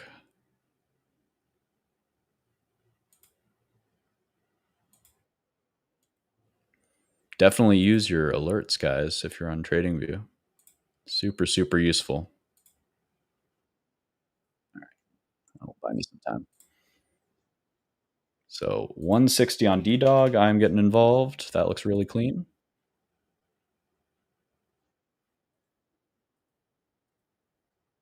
What is this? All right, whatever. It's on my watch list. And we'll talk about a firm real quick. Uh,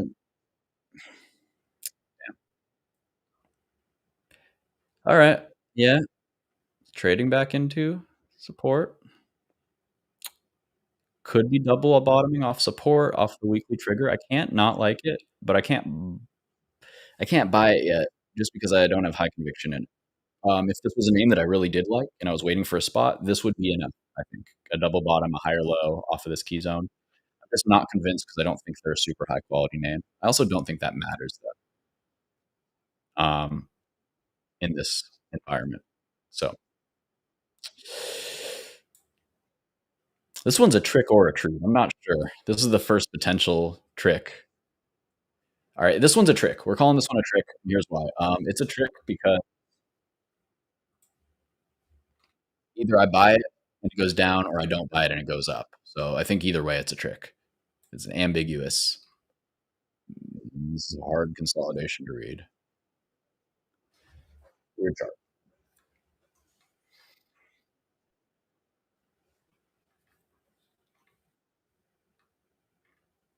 Okay, BBAI being talked about. That one's looking tight. So these are old crayons here, but this core zone, you have the point of control in darker colors, and this is kind of the cushion on either side. In general, as long as it's in this zone or close to this zone in the yellows, it will gravitate back to the blues until it is ready to make a decisive move away from the high volume at the blues. So, as you can see, you can play mean reversion around this type of zone when you identify this pattern, and it'll look like this on the volume profile of a big spike. That's your point of control. But then you also have a secondary zone where there is a notable volume shelf increase. So by that, I mean, look at the vertical line here where I'm drawing the mouse. Do you see on the right side how from this level here down to this level, there's like a sheer higher volume cliff, and then it falls off right there, falls off right there. And see, that's where I drew the yellow. So you've got this inner one. So you can take any fades. You can mean revert this. You can mean revert this, mean revert this, take it back here. Boom, boom. This is way far away, so I wouldn't say it would go right back. But like this, for example, you can fade this right back to the middle, this, fade it right back to the middle, this back to the middle. Well, that's a big move, but once it shows weakness, you can fade it back to the middle. So now we saw that on this side, we're seeing sellers starting to dry up, I believe,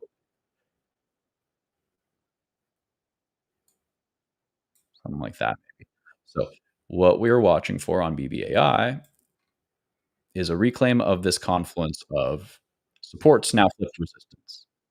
So they were supports, these clouds, these moving averages. Now we're stuck under them, but we are consolidating under them. We're not just like falling off the face of the earth.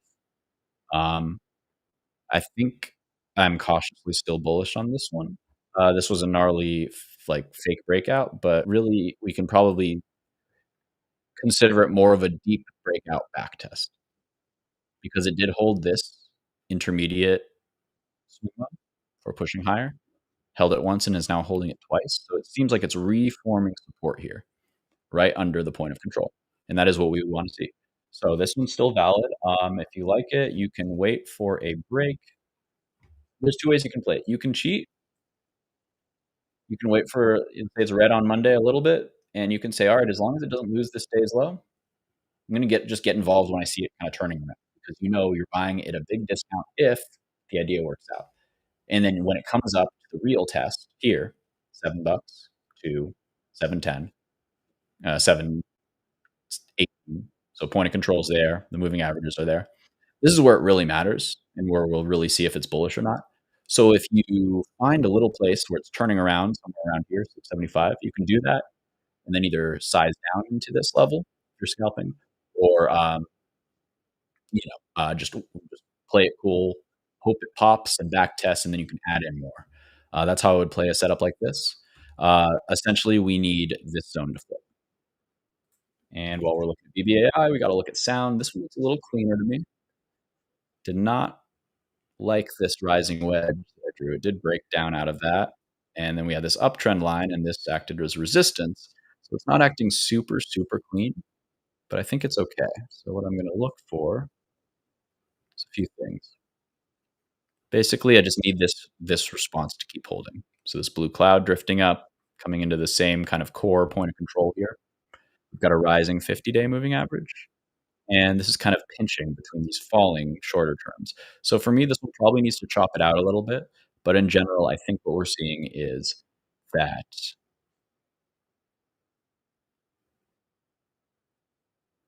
1550 to 1650 should be significant support. And likely, if we get another look at 1670, 1675, that'd probably be a buy. Or off this 50 long, assuming that holds. Interesting chart there too.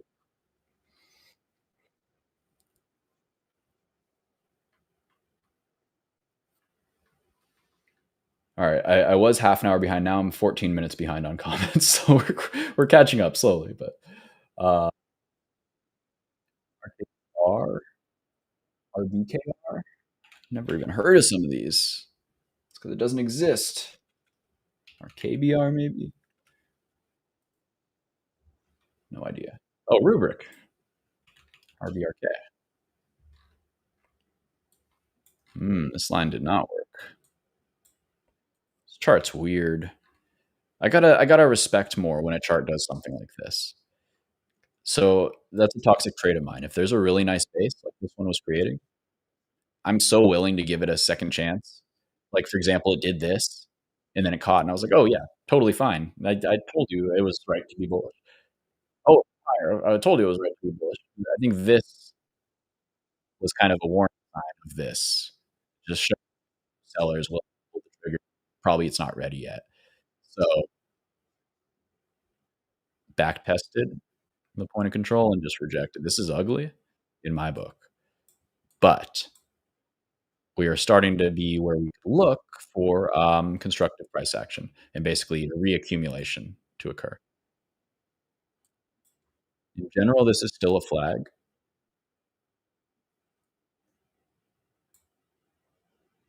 just a messy flag, but we are, like, basically reclaiming a flag breakdown.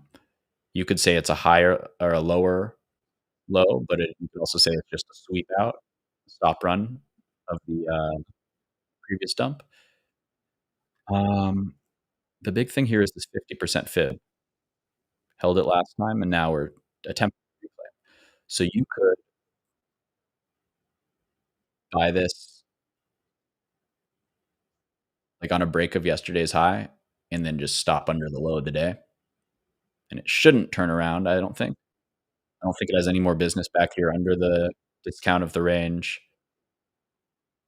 under this.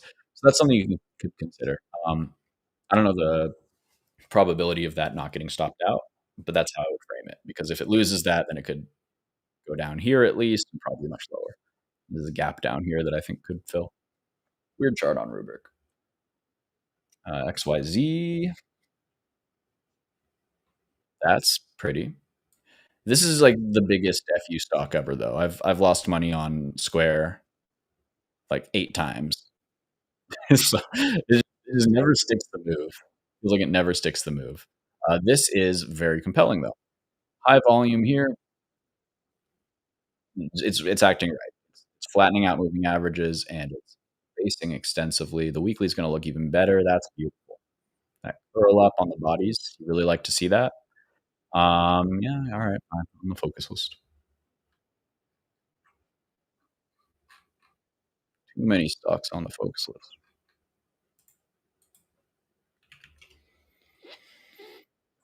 Yeah, cybersecurity is always gonna be insanely good.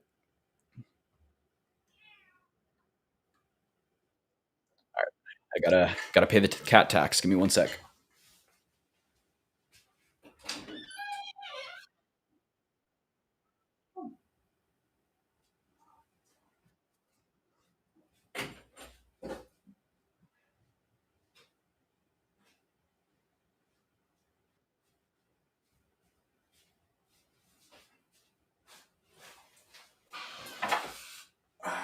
This is Cleo. She is very loud. I'm gonna go get her food. Give me 30 seconds.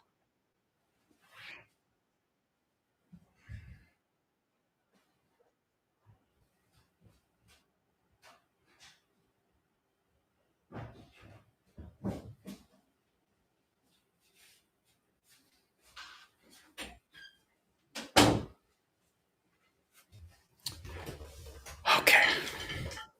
It's gonna put me behind schedule. Now I'm back to 20 minutes behind, I bet. Alright, next up, what do we got? SMR. Yeah, I mean, the time is right. Oh, man, that's pretty. Alright, yeah, it's setting up nicely. Getting nice and tight. So, very constructive, holding everything it needs to, just swept out to the weekly trigger, held. Now it's gonna try to engulf this month or so of price action. Looking ready to me. Yeah, okay, nice. So, we have our pivot right there. Closed over the pivot, it should be bullish. Should be very strong. So you can play it on a break through day's previous high. We do not get the back test. What I would like is back test of 44.50. That pivot right there. Oh, I forgot about Anyways, this is a really nice looking one. And we can also look at NNE. Also very nice. So this one's even less extended. Well, this one's very, very not extended. It's only just a tiny bit extended averages. I mean, a tiny bit. That's still 8%, probably 8%. So NNE, slightly more attractive from that perspective. Only 4% extended, which is not extended. That's totally valid. And it's like you want under 8% usually, like under 10%. Um, I like under 5, so I think NNE might be the way I play. What's the other one? OKLO. This one's looking a little weaker, which has not been the case. So maybe this is just the perfect buy because it's literally right at support and shouldn't go lower. But it makes me a little sus that the former leader isn't. I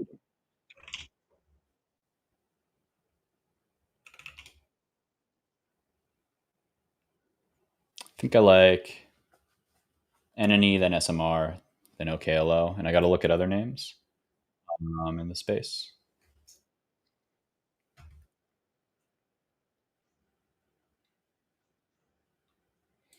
DJ2AM asking, do I feel like these are being manipulated at all? Which one were we talking about there? SOUN and BBAI, probably? All stocks are manipulated always. Um, it's not a conspiracy. It's just how it kind of works. You can call it manipulation. You can also just call it cause and effect. That's what I think it's more healthy to refer to it as. Um, Cohorts of the market who want to buy more of a stock cheaper are going to manipulate it down just by them existing. If I have an order for 20,000 shares, or I don't know, I don't even know, a giant amount of shares. Let's say I have an order for 1,000,000 shares on something, because why not? It's an example. Market makers will see that on the books. Their job is to transact the most amount of shares as possible. There will be a strong mechanical incentive for the price to come down to me, because not only will market makers want to bring it there, the market as a whole will see my order, and they will be like, "Yo, unusual whale," and that price goes there, and then like they won't buy until price gets there. That's a price suppressor.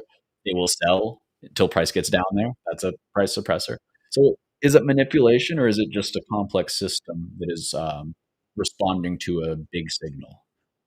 That's how I would frame it more than like hedgies are out to get us. Um, in general, stock twits are the most sane and stable, rational, logical people. I know a couple people who are amazing that do post it. In general, that's kind of like the uh, I don't know, the Truth Social of the stock world. Uh, so grain of salt, maybe, yeah. Let's see. Check RR fib from lows to highs. Let's check it out. From lows to highs. Well, Adrian, I use log fibs, so maybe I'm not seeing what you are. That's what you're seeing. I don't think non-log fibs work very well on a 400% move, so that gives me less of a reason to trust this. That being said, some things that give me more of a reason to trust it is it's basically retesting this extension, and it's basically back testing this high. So the confluence of those with that 50 and the rising 50 moving average. This is a 50 or 100, I always forget.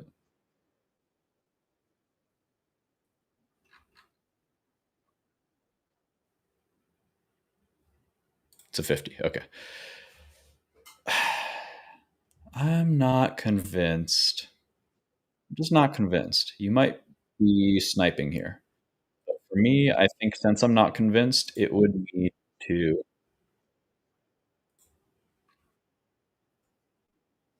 need to give me a discount. You would need to give me this. This area looks good. The 6-2 swept and held, maybe that little volume node. I'm just not convinced. You need to watch this one. Very likely, I think, probably it does curl up and carve out, and then I think it looks a lot better up 10%, right? But I'm okay with that because I don't want to get dragged on something like this. It failed the breakout that I was hunting here, so kind of like I don't trust it right now. It's on thin ice. It needs to prove itself to me. It's a trick. Time to short NBIX. I don't know. Let's see, Tyler. NBIX. What are you? Neurocrene Bios. Short biotech. Okay. This looks very stable for a biotech that somebody would ask me about shorting. No, don't short this, please. Not financial advice, but I would not short this. To me, this is 1, 2, 3, 4 knocking a major downtrend line on a high time frame chart. Monthly oscillators expanding bullish. You can look at this swing high. So this topping, and this topping. Previous resistance has now just been flipped as support in the monthly. Biotech's incredibly hot right now. Unless you like are in the field and you're like, these guys are full of shit. Like, I would not short this unless you're Martin Shkreli. It looks really good to me. The expansion on the monthly looks really good. The weekly is just starting to curl, so you could see it cook like that on the day. A little heavy in terms of momentum, but a nice candle. So this could come down and curl. Well, this sideways for a few days. I would not short it. I think shorting is a trick. Go from asking about PC. Heck of a company. Looking good. I mean, this is just another, this is a EMA surfer. So you can get involved off of the 20-day. You can get involved off the 10 as well. Just recognize that you could get underwater a little bit, and then you'd be adding at 1450, 1417. As long as it closes candles over 1417, you're still in bull mode, good to go. And honestly, you're still in bull mode on a little bit, more uh, what's the word I'm looking for? Like giving it a little more wiggle room on a higher time frame. The bull trend is completely intact until it loses this 50-day. This has been very, very clearly nice support where it caught before the actual explosion move, crazy triple move. So yeah, nobody knows how high these will go. Don't short them. But here are the fibs. Make sure they're not log scale. So log scale, we have a ton of room on these fibs. Otherwise, we did just tag the 1.68. Does not look done to me, though. So I would say 1875, the 2 times measured move, is going to be next up. Beautiful chart. Oh, grab. Yeah, that one is manipulated, I will say. More than most. But it looks pretty darn good, doesn't it? I think it's beautiful. I still think it's beautiful, but the daily just looks like it just always looks bad to me. But, like, it's not. Like, it's nice. Look at this. Oh, I knew this was a back test. I didn't get involved there. Yeah, I think it's a strong stock. I think it's gonna take time, but when it goes, it will go huge, and people will be buying it up at 10, just like Lumen. I think it's very similar to Lumen in that regard. Harry, yeah, Wolf. I love Wolf. I've been trading in and out of it. In general, a high time frame,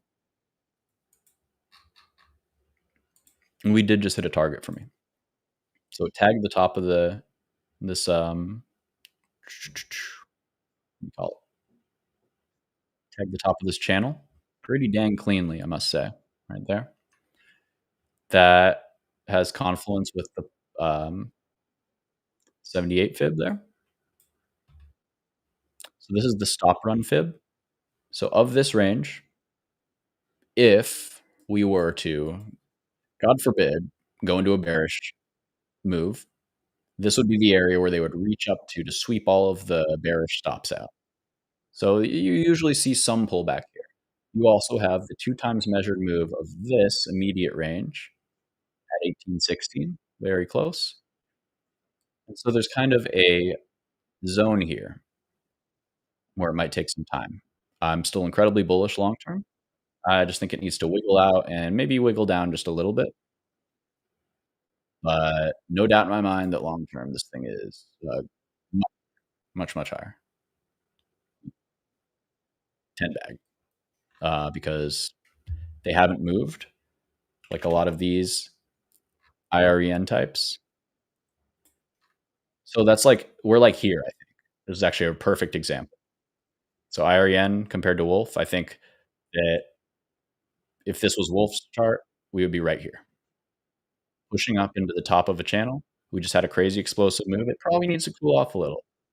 I wanna see it hold back into these clusters, and as long as it does long term, I strongly believe that I don't think it'll take this long, but, I think that the name is not done moving. Like, it would be like saying, "Oh, well, sell all your iron and never look back at 16," you know? Which is roughly what Wolf is trading at, right? So, if it were to do the same thing, it would drop viciously back to 5. I don't think that's gonna happen, but what might happen is a retest of 9 to 10. That seems reasonable. Might look for that. But it's like, honestly, though, I think it tries to just expand right now, the way that it's surfing this. So you can, as long as this holds, your 9-day EMA, this is a 4-day expansion, like 4-day flag, basically, 3-day flag, testing a breakout. So you can still play it here and get 20% before where I think we're actually done, short term. And then I still think long term it goes much higher. So I don't dislike this at all.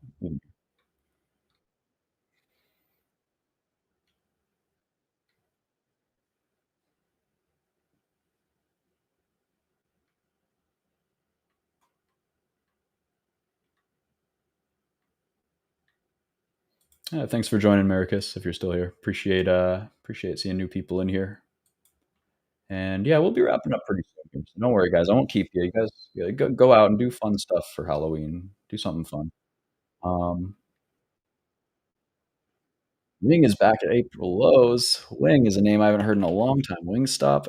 This was the name that everybody I knew wanted to short way up here, which actually it looks like it was the right move. But man, it's like now do I even want to buy it? No. I want to see what it does at 170, which got close. Not close enough. I want to see what it does right into this neckline. When you have such a defined neckline, 1, 2, 3, 4 months pivoted right there. Then it puked 25% before smashing into a parabolic breakout that was expanding when it broke this pivot. So this is the only area I really care about. It needs to respect this. It can come down here into this volume node. And what I would like to see is I would like to probably look for a long at 193 or 195 and assume that it will back test 200 after doing that. And then at that 200 back test, I will either pocket 3% on a scalp or I will hold that for a big explosive rebound. And I like doing this on most of my swings where I will find an asymmetrical little edge where I can very likely get a nice 2, 3, 4, 5% cushion. And then we can see where the chips will lie. But I like doing these cheeky undercut buys if it's in an area that I have strong confidence in there being buyers like this. So that's the game plan for Wing for me. Adrian mentioning watch Monday on CLSK. They will report to give a very good basis on how Wolf will perform. Absolutely. Are they reporting before or after? That's another beautiful, beautiful chart. The pullback makes me wanna buy. Pullback right into support. Man, I might have to gamble on this one. They are, uh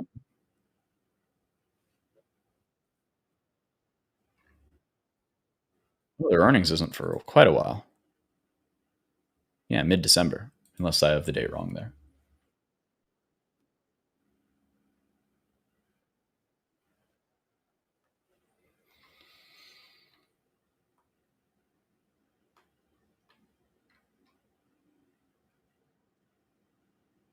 Yeah, you guys talking all the miners. Yeah, we've been pretty all over these guys. Now we're down to the ones that kinda they suck, but they're big laggards, and we're just kinda catch these pops.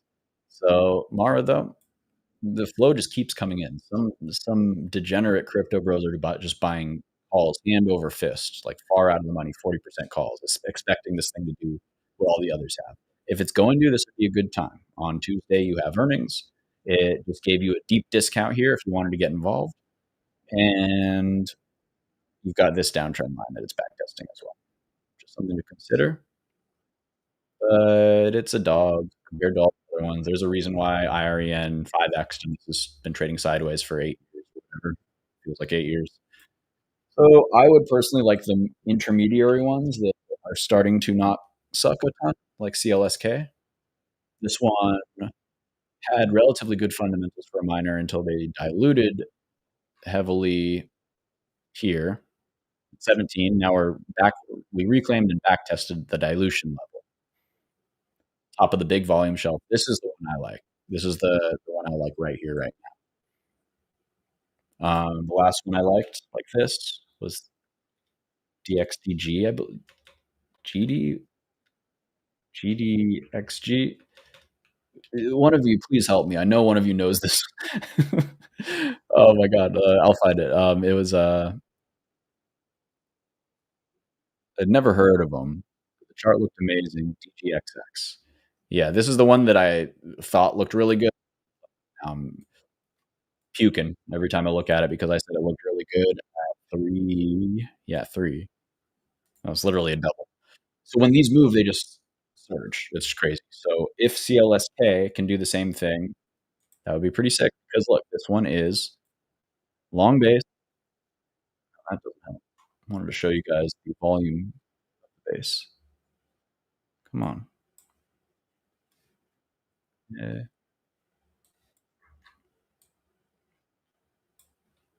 there we go.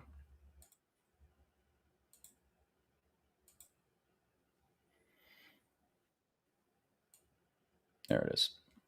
So normally I do this on the weekly, so it's clearer, but I'm just having some technical difficulties. But we see this base, big top of the shelf there, big bottom of the shelf there. We draw our line.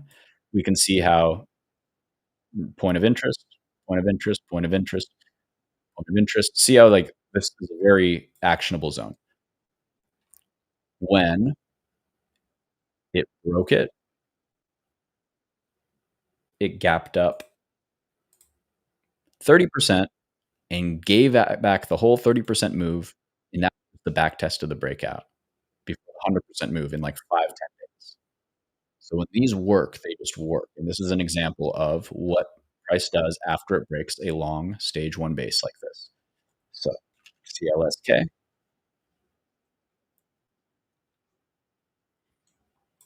we would be viewing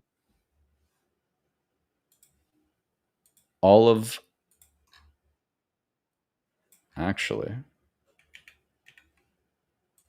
zoom out even more. Basically all of this price action, and I'll draw a box around it. All of this, there it is the stage 1 base. You could argue maybe like that. That 1, 2, 3, but really up here.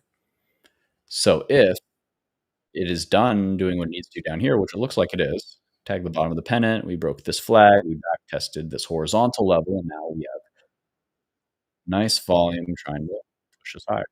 So next up is 40 bucks. on this thing, and that's just if it gets started. So that's where I'm saying if we do catch these when they really go, you get really easy trends that are massive.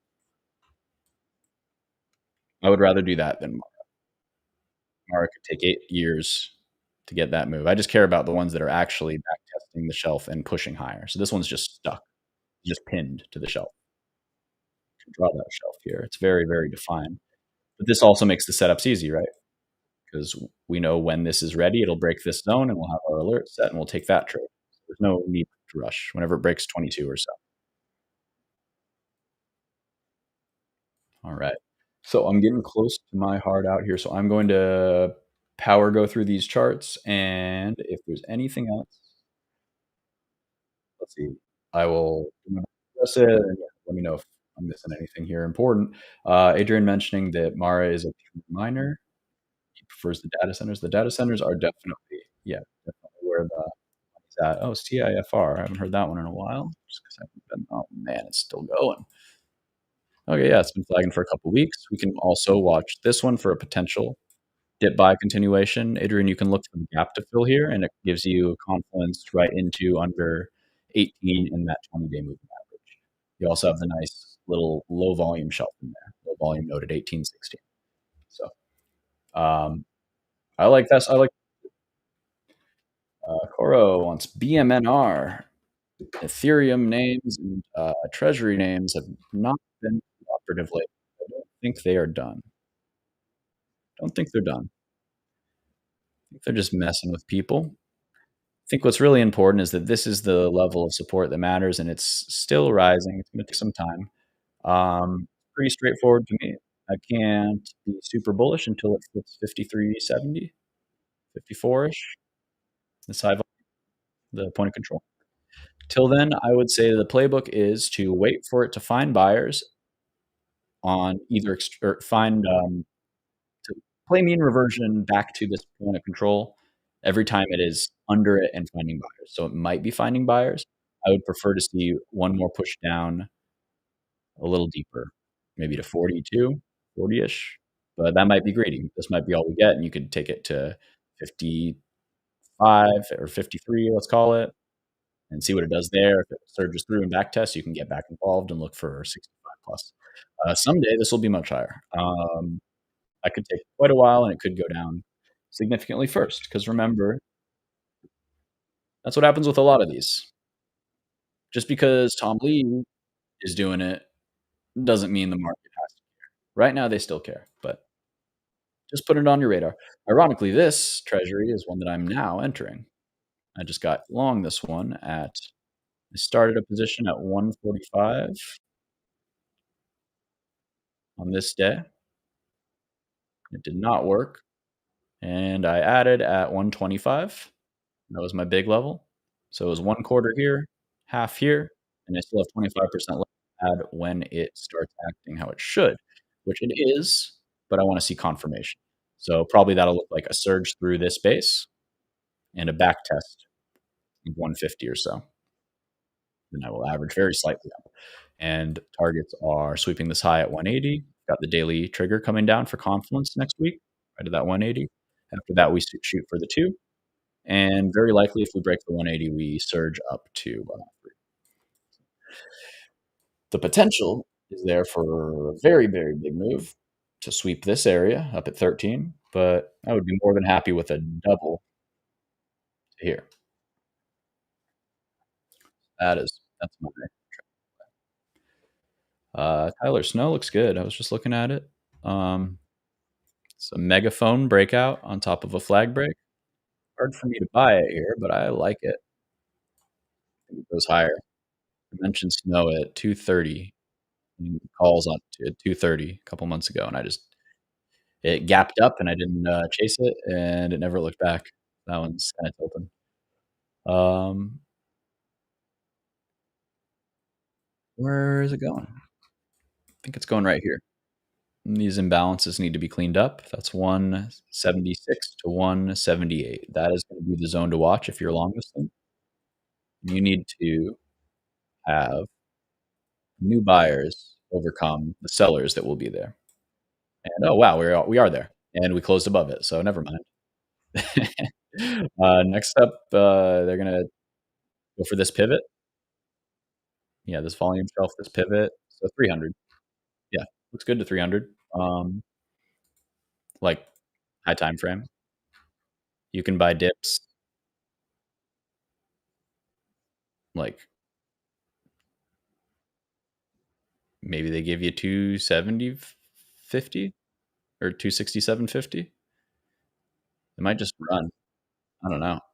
You can just kind of buy it any. Okay, here's the playbook for these. You just buy them whenever you think it's good, and then you just put a stop under the low day, and it should respect that. So maybe it pulls back a little bit, and then you're like, oh, they found buyers. It's a higher low. Reclaim this, multi-day pivot, whatever it is. When you buy it, you just say, all right, if it loses the low day, then it could kind of tumble, or you could do the 9-day EMA. That's fine too.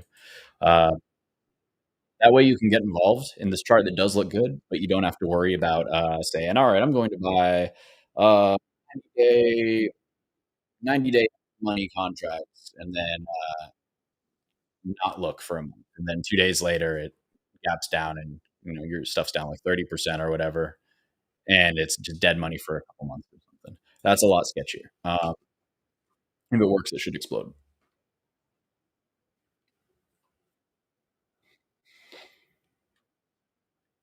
All right. Hercules Jack would like Rigetti. That's a fun one. Oh boy.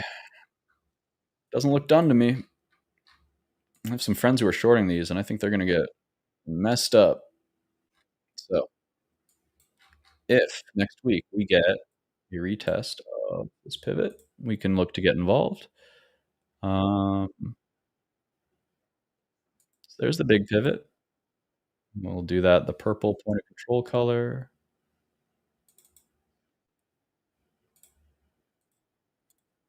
Okay, and now we have the smaller pivot, this imbalance. Do that in yellow. So remember with the imbalances, guys, they are areas that have low and need to be retested. So see how this works? Now this is a range. Remember when we're looking at the really big time frames and I'm saying this is a stage 1 base that's breaking out? So you have this range. Now this previous resistance should be flipping to support. And so we can watch our rising support on all of this 21 day, this 9-day. Probably anytime it dips into this zone down here, probably doesn't come back here anymore. Probably is moving away from the point of control. So probably it comes back, and right here, there's a low volume node, and it would be right in the middle of these moving averages. So at 40.90, you can buy Rigetti with a stop on a close under 37.67 or so. And I think that the RR there is good. Let's see. You're risking 8% acceptable to trim at 42% up. Acceptable. I think that's a good trade. That's how I'd frame that.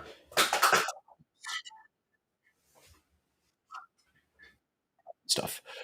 Okay. So yeah, I like Rigetti. Tight chart. We can also look at my favorite. And this is my favorite of the quantum stocks for an actual investment. I don't own any right now because it spiked to 25 bucks and then dumped to 17, but now I'm watching it again. So this is one of the only ones that actually has decent fundamentals, quote unquote. As decent as the fundamentals of a quantum B. They, from my understanding, are focused on quantum inference over quantum computing, which is a much more reasonable goal and much more potentially useful in the next 5 years or so. So it's less of a complete insane thing. Yeah. Let's see. You're probably gone by now, Bryant, but thank you so much. Really appreciate that. Good to have you in here.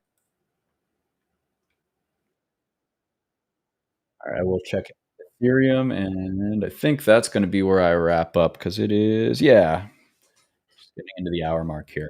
This is a good place to wrap it up. So we'll look at Ethereum. Yeah, yeah, Adrian, don't worry, I'm not investing. Um, this is moonshot in 5 years. Um,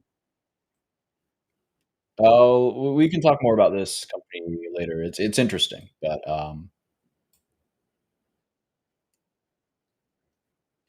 we'll see. We'll see how it goes. But this is the one I would be interested in. Oh, thank you, Brian. That means a ton. And feel free to find me on Twitter and come join our Discord too. If you got Discord, that's where we're very active. The best thing about my community is I'm not the best trader in there, not by a mile. A lot of people are much better than me. So very happy with the community, how it's coming along. Come on in and join, guys. And yeah, I will check GETY. Is that Getty? Interesting. That's again. Um, this looks bad. That's what I would say. What did it do after? Probably something. Nothing. Looks bad. Um, this is where my system is going to work a lot better than I ever will. Monthly sell signal was at 350. If you were waiting to short it, and if you were looking to long it for a squeeze, that was your target. So congratulations. You did 70% gain. But I would have never, because that's this whole chart's crazy. Whole thing's crazy, man. Now it looks like it wants to die. What I would say is when you have a big move up and it smashes down, that is a cause for alarm. Right now, we could look at this very charitably as a back test of a ascending triangle base. But to me, this just looks like this wanted to clear out this gap. It just, yeah, look at that. Got people out there, and now it's gonna look for liquidity on the lower side, which it did get the first bit of here, but now this is called a low liquidity run, where you have this low, this low, and then this low all aligned. So if you were a bull and you got involved here, you'd put your stop under here. If you were a bull and you got involved here, you'd put your stop under here. If you were a bull and you got involved in here, you'd put your stop under here. Same deal, same deal. I just took your stops here, and there's no sign of buying. In fact, you just had to close yours out, and it becomes like fuel. There's the next wave down here that we can just power down and target. Power down, power down. And this is the mechanics behind a rising wedge breaking down or a falling wedge breaking out. There's a falling wedge breaking out as well. So I wouldn't touch it.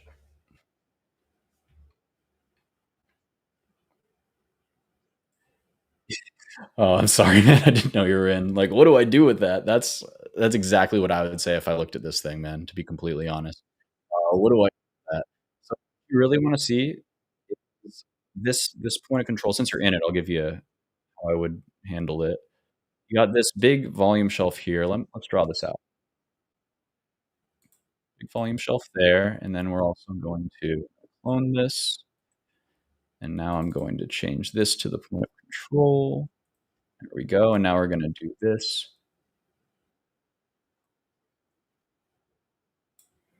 Yeah, right at that core node there. See, that's like the level that really matters. So I think you might get a back test of this level realistically here, 197. Gonna be honest with you, I would be bailing there. Um, it feels like gambling to assume that after this, the path of least resistance is somehow up. Got a little pop up, I'd be like, oof, get me out, and then we'll reevaluate. If it pops and back tests, then maybe I can get involved. Personally, this chart is sus. And I say that because they just cleared out a lot of, they just bailed a lot of longs out. and they all just sold egregiously into earnings too. So, like, that's sketchy. That was like a escape hatch for institutional money, and now you might get stuck holding the bag if you, let this get worse, I would say. I could very I see this more likely being at a buck 25 in the next month than I do at over 250. Let's say that. Unfortunate. Yeah, these small caps are mean.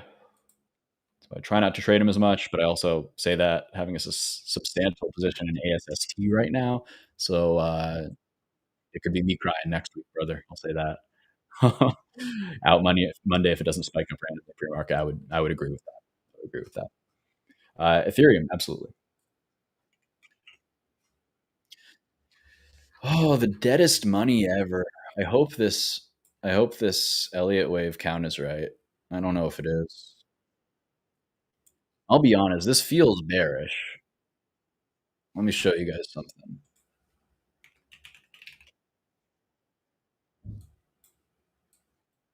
No cheating, no peeking. Would you long this chart? Be honest. Yeah, no problem, ebb and flow. Good to see you in here. I don't know if I recognize you, so yeah, awesome. Appreciate you if you're new. Appreciate you if you're not new too. But come on in and check out the Discord too if you like. Uh, good stuff in there. Have a great Halloween. So yeah, be honest, guys. You'd buy this chart. All you crypto guys would buy this chart too. This looks like a bottom, looks like a flag break bottom back testing. I can't be bullish on a chart that looks the exact opposite of this, which is a chart that I am bullish on.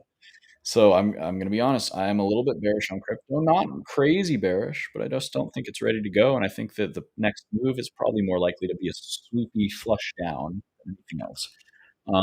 But if I'm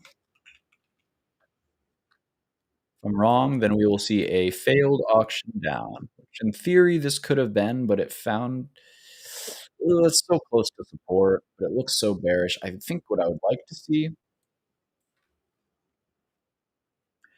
I want it to flush the bottom of this volume shelf. I want it to get down in this zone and tag the 200 would be amazing.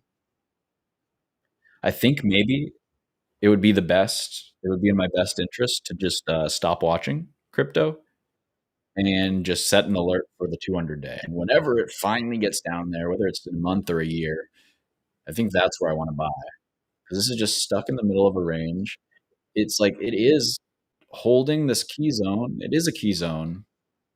Shouldn't say just middle of the range. It is a key zone. It feels to me like they want to flush it out and then buy the reclaim of 3,500. That seems really good. That's what I think I want to do. I think I want to wait for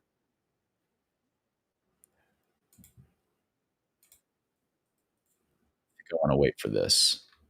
It would be so nice if they flushed it to the 200 and then reclaimed the 500, the swing low. That's really not unreasonable, and it still is just totally respecting the actual volume gap here. So it would still be very bullish long term, high time frame, like monthly here. Like this is not a dead chart. Like seriously, on the monthly, this is like that's a good monthly stick. It's not a great monthly stick. Maybe it does 2 more of these sliding down, closing the body at the midpoint each time, which would be, yeah, undercutting 3,500 to the 200 day and then reclaiming. Yeah, I think that's the play. So possible, yeah, liquidation event. Yeah, yeah. I think that, yeah, but when it gets to 3,700 or so, it's bought so hard. So I think that that would be passive accumulation. So this might just hold. Might be the bottom. Bears might run out of juice. That's high volume selling. They still couldn't make a substantial new low. I just can't be bullish till it reclaims my core moving averages here. Um, Coinbase bought a ton. Yeah. I'm a crypto bull. Just don't know how it gets there. And it's not my favorite chart. And because of that, I'm willing to be really, really picky and say, you need to give me a deal. So, for example, my weekly trigger, the system would have worked if I had longed it here and here, but I wasn't even interested. I want this or I want this, and I know that's greedy. I know this will never happen. Very unlikely. 2% chance this happens. 30% chance this happens. 50% chance this happens. Something like that.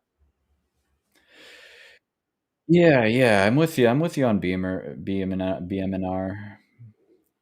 I always think, uh, yeah, I like it. I still like it. Still on like the starter I have, but I'm not adding yet. I just don't look at it, don't think about it, and then it can't hurt me. Maybe I'll put a buy order in for 40. That seems good. All right, guys. 84 people still here on Halloween. That's crazy. I appreciate each and every one of you. Thank you for bearing with my sore throat, sick brain. Hope you got something out of it. If you like it, you can check out my other stuff on Trade the Pool's Discord. I'm sorry, Trade the Pool's YouTube channel. Go to the playlist section, and there's a playlist with all of my stuff there. If you like what I do, you come find me on Twitter at Steve Tileman, SteveTilemann. And right in my bio, you can find my own community, Discord community, free to join. If you like what I do a lot, I also do a newsletter for 20 a month. You can find it there as well. Thank you so much, everybody. And I appreciate you too. I appreciate you in particular, Joe. Have a great week, all of you. Go do something fun. Uh, I don't know. I don't know what's fun, but something. And I will see you guys bright and early on Monday. Have a great week, guys.